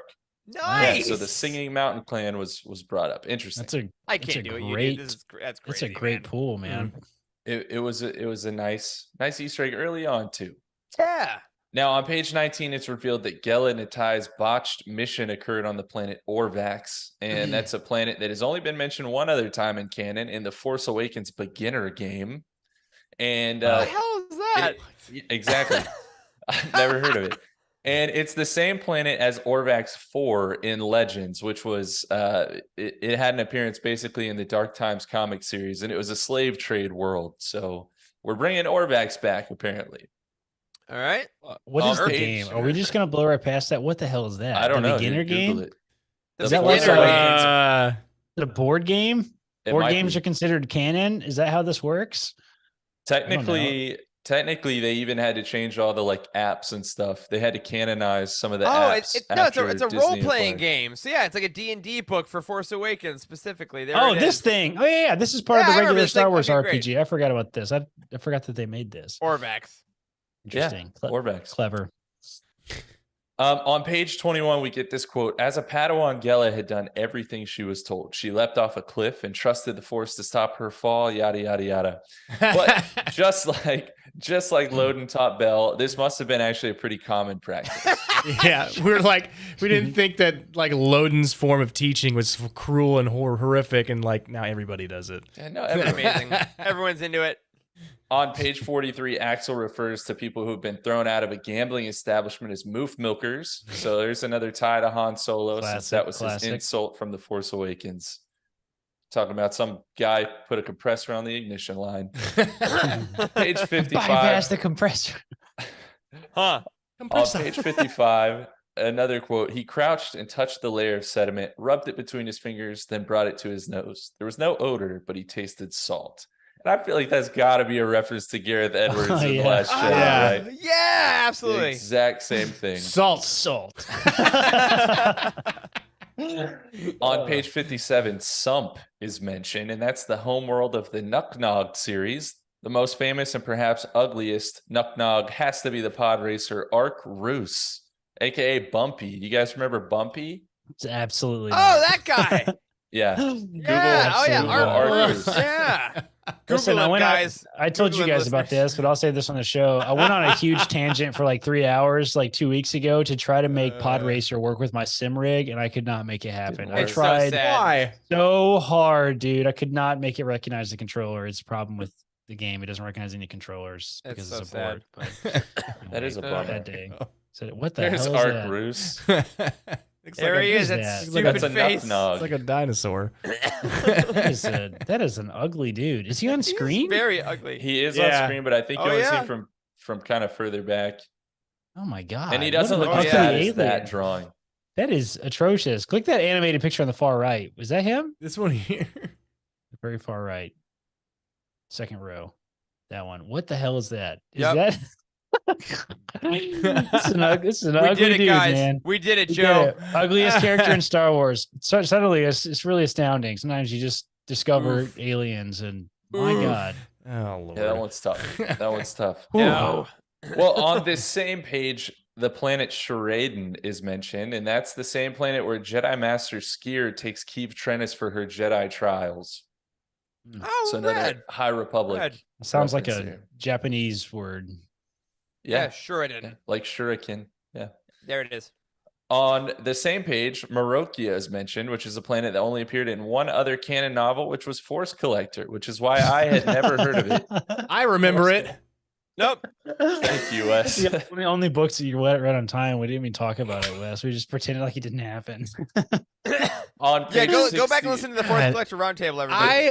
Or don't. I will hold a grudge of that for the rest of my life. I don't remember what happened. Did you It learn just, nothing it from this came book, and Wes? it went, and we just No. didn't talk about it. I don't remember. We what all happened. agreed it just wasn't our favorite, and we moved on. Yeah. That's funny. On page 61, psychometry is mentioned by name, and that's Quinlan Voss's force ability where he touches something and Oh, can see yeah. a memory associated with that Right. thing. That's a cool force power. Page 83, we got one of the really weird deep pulls, I think, from this book. A Luar clamp is mentioned, which is a specific repair tool used to fix X-Wings. And it's only been mentioned in one other book. That was Claudia Gray's Lost Stars, Oh, in hey. which Thane's colleague Kendi says she'll borrow the tool from Yendor. A I Luar love clamp. Yendor. Yeah. Yendor was great. On page 86, there's a Kowakian monkey lizard fighting ring. So that's a thing now. We eat them and we watch them fight. Lose all my credits on that. On page 87, we got this quote: a drunk Toydarian who'd been hauled in at dawn for urinating on passing speeders on level 1392 heckled them from the corner. That's was dangerous. a- That high up, it just builds I'm a speed. Toydarian! That was a great pool. I saw Yeah. some crazy statistic that if you pee off of like the Empire State Building, that it has to fall such distance that it becomes like air by the time it gets to the bottom. So you can't actually pee Oh, on somebody from the who top of that figured tall that out? building. So no harm, no foul. Exactly. it. That's what- that's I what- thought you were that's going to what say it would my just blow understanding back. is. I think you were gonna say it would hit critical velocity like a bullet and like kill somebody. Great, awesome. Go for it, everybody. On That's that what note, happens in space. on page 91, the Mighty Helix Experience is mentioned, which is a band. And so it sounds like they're probably a chart topper right there with Neurotransmitter Affection from Queen Nice. Shadow. Good tour. Good tour. Saw them in '98. On page 93, Rena University is mentioned, which is the same university that Count Dooku gave a series of lectures entitled Words of Truth, as shown in the Star Wars propaganda book. Wow. Yeah. What is the I Star Wars own that. propaganda? I book? own Do it. you It's really? pretty great. It's a I don't book have just it full of near me, propaganda but- posters, right? Yeah, and then like Oh, it's I written. forgot about that. It's written like as a historical text, as if you were looking at propaganda from the Empire times. Interesting. That's It's cool. fascinating. You would actually love it. Probably.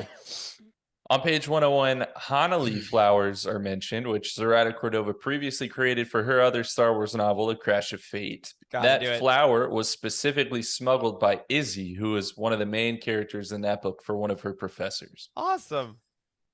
On page 103, here's a quote for you. She hadn't seen Chancellor Malo so nervous since the day of his new term. That morning, she'd found traces of ink on his sheets, which meant he'd likely had nightmares.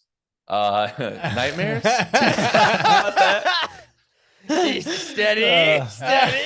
Yeah, That- I found that kind of odd. that creeped me out, man. You made me Creeped me out as well, man. I was like, did he like pee the bed? Because He's that's the one thing it could chancellor, be. guys. Yeah, that's He right. can do what he wants. On page 103, ARK4 says bright suns, and it says that it was a greeting she'd learned on one of the last planets they'd visited. So they were obviously on Batuu recently. That was a good Yeah. one. On page 106, the same protocol droid says, "Don't thank me, thank the maker." Which, of course, coming from a protocol droid, that's a nod to C3PO. As it happens. On One page small four- thing about the droid we noticed that we talked about in Slack actually a while back Yeah. when I came across that is we got the strange occurrence of back to back. We got a third person look at the droid, and then we Oh, had yeah. a first person look at the droid. Mhm. And I got to see the writing terminology in real time, because in the third person, is that what it would be? Is it third person? I think so. In the third person, it's like a human seeing the droid, and it spells out like the words like ARC 4 or something like that. Like they Yeah, sometimes like- do in Star Wars books. But when it's in the first person, the droid refers to himself as AR-K4. Like it's actually Yeah. spelled out like that, which It's was red. really interesting. I've never actually seen that on pages before, and I've always kind of wondered what the hell is the writing rule for this? Because that's it's always been kind of a dumb pet peeve of mine. It's so stupid. That's probably I think I brought this up on our worst Star Wars takes episode that we did a long time ago. Oh yeah! Wow, that's Like, been a while. Yeah. I really hate that for some reason. Every single time I see the words written out like C3PO, like SEETHREPO or whatever, I hate it. I hate seeing it written out like that because it looks stupid. And Yeah. I was like, why do they do that? But please stop. I thought it was just like an author choice or something. No, it looks like it's like a genuine writing rule for like Mhm. the Star Wars authors. Like if a Yeah, droid's yeah. referring to themselves in the first person, then they are AR-K4, not Yep. ARC 4. or whatever, Arc 4. which is clever. Very interesting to see that. That was cool. Yeah. I would never caught that, but yeah, Yeah. that's pretty interesting. So good. On page 112, the Guardians of the Wills are mentioned. Yep. On page 114, the Zerka Corporation, aka Zerka Arms, Yeah, is baby. mentioned. Oh man. And this Coming back. manufacturer of arms is a big player in Legends, best known for its inclusion in the Knights of the Old Republic video games.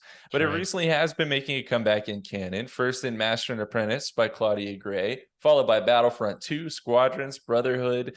This, though, was the earliest canonical appearance of Zerka Corp, which is interesting because it's rumored in universe to be older than the Republic itself.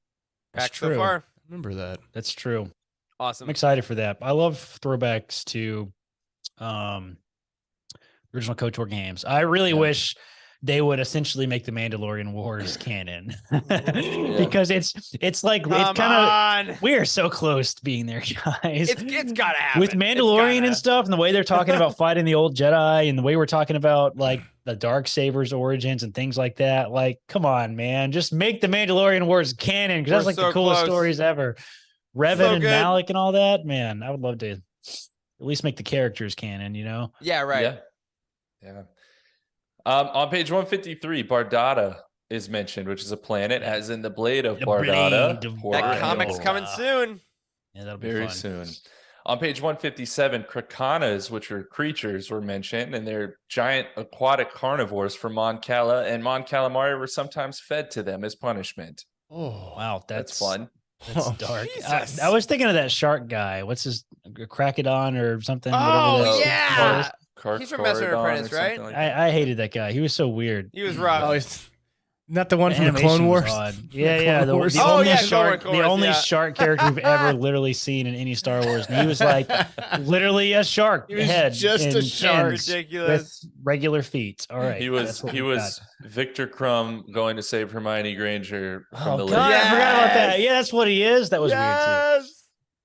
On page 163, a hive of Kieg on Lan Barel was mentioned. And this was the weirdest Deep Legends pull from an article in Star Wars Adventure Journal from 1994, when Hit there me with was it. one I need single article entitled Lan Barel by Paul Sudlow that detailed this entire planet.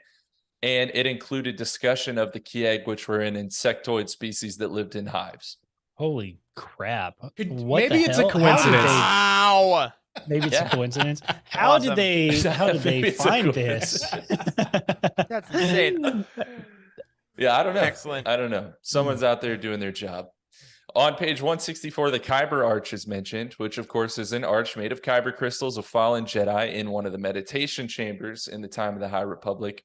And it was previously popularized in phase 1 when Reith Silas is given a riddle by his master Jorah Mali about why you can't cross the Kyber Arch by yourself.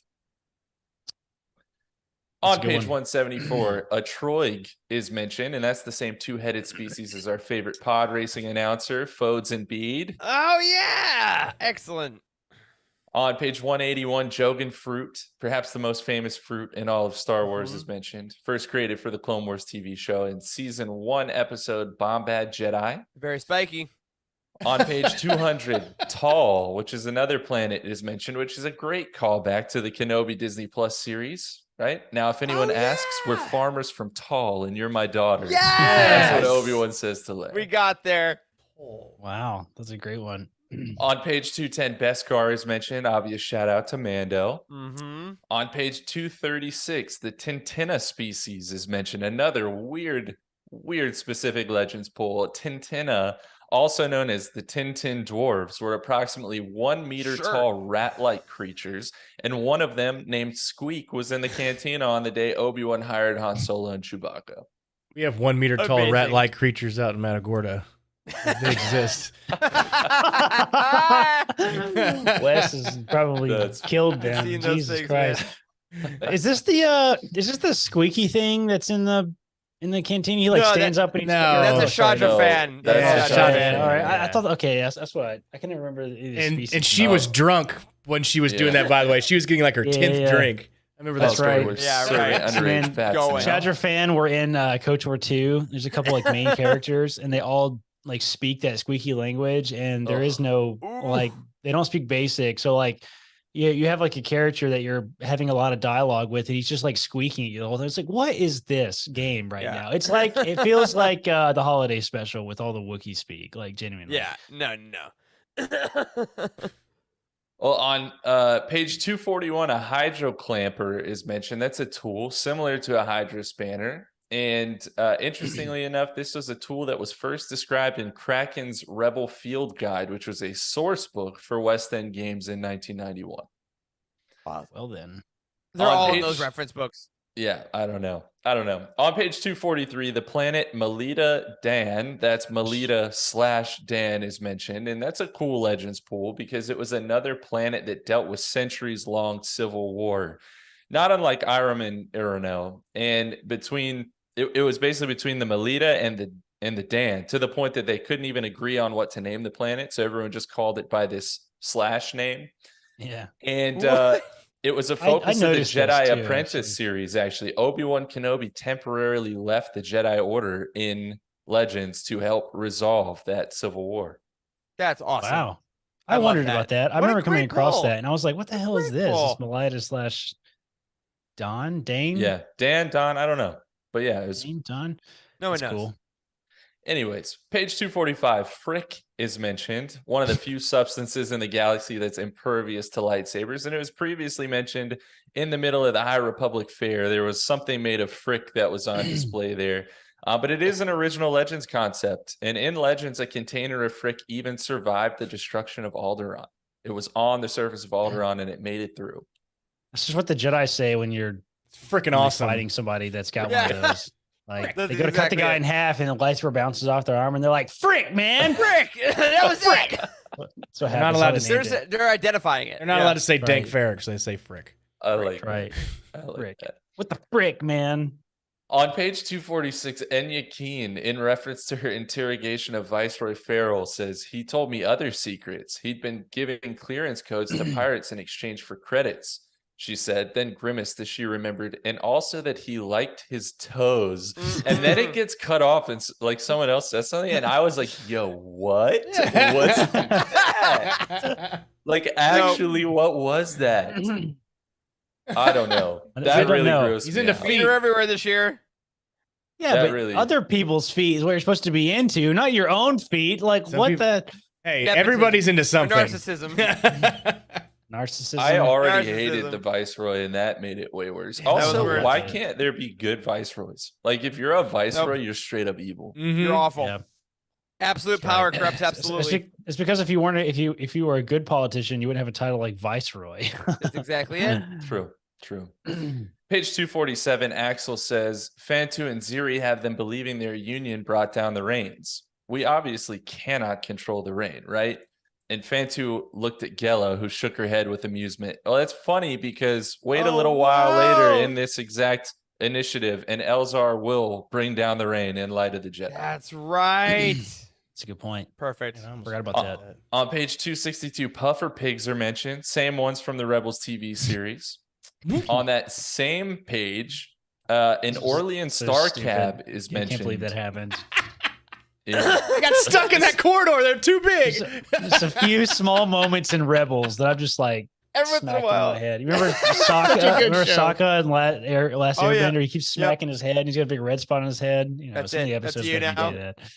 Yeah. Well, 262 is a good page. An Orlean Star Cab was also mentioned, and that is a specific ship that was just pulled into canon in the pilot episode of the Andor Disney Plus series when Cyril Karn is Oh my monitoring the ships leaving Morlana 1, and he conjectures one of them is an Orlean Star Cab. Wow. Oh. Perfect. That's fantastic. How did that make it in? That's like the timing of that almost doesn't make sense. Holy smokes. Is that a Yeah. Beautiful. coincidence? It's from Legends initially. Yeah, they both got pulled it. Yeah. Okay. There's Yeah. no way That's they talk gotta to each be- other. That's so There's no cool. way they talk to each other. That's Oh, just a no. wild coincidence. Holy Yeah, it crap. just happened. That has to be a coincidence. Man, that's Wow. cool. That's really cool. On that same exact page, we learned that droid versus Gundark wrestling is a thing. Blurg rodeos are a thing. And they also talk about Ronto roasters. Perfect. On As they should. 264, guys, we almost made it through. But on page 264, obligatory Tuca Cat reference. Oh, There's wait. always it's one. true. Hold on. Contract. Breaking news. Our big Tom Holer in the chat. No, it's not a coincidence. They It's not a did that on coincidence. purpose. Andor, they did that on purpose. Thanks, Tom. Wow. Wow. Confirmation. Oh, no How did That's way. they- very cool. How did they make that happen in Yeah. time? That's pretty I impressive. would Tom. assume- Scripts. Scripts An way email. beforehand. An email. To an Just- email. Raven. no shit. How do they talk to each other? How could we get there? That's awesome. Thanks, Tom. hilarious. I feel like that's a Cool. great band name too. Orleans Star Cab. Yeah. Oh it my is. I like God. that. Orient Star Cab for Cutie. That's the band name. All right, on page Boo. 266, Paloic species. The Paloic species is mentioned. That's not one we hear too often, but that's Sice Noodles species. So that was Oh, cool. excellent. Star On of our page- times. Yeah. On page 300, two tipsy Gungans are mentioned, and there's not really a reference here. That's just a phrase I never thought I would hear. Can you imagine how annoying two drunk Gungans would be? Like, that's just Well, now I can, based on this book. that's a bar name, the Drunken Gungan. The- I love that. Oh my God, yes. Celebration pop-up. Make it happen. Yes. All right. I'm gonna jump ahead to this next one. One of my favorites, probably on page 323. They're talking. Ziri is talking to another pilot about the flight maneuver that she can maybe use to defeat Rev Farrell in their enemy ships, and that she settles on using something called the Kestrel's drop or the Kestrel's dive. Excuse me.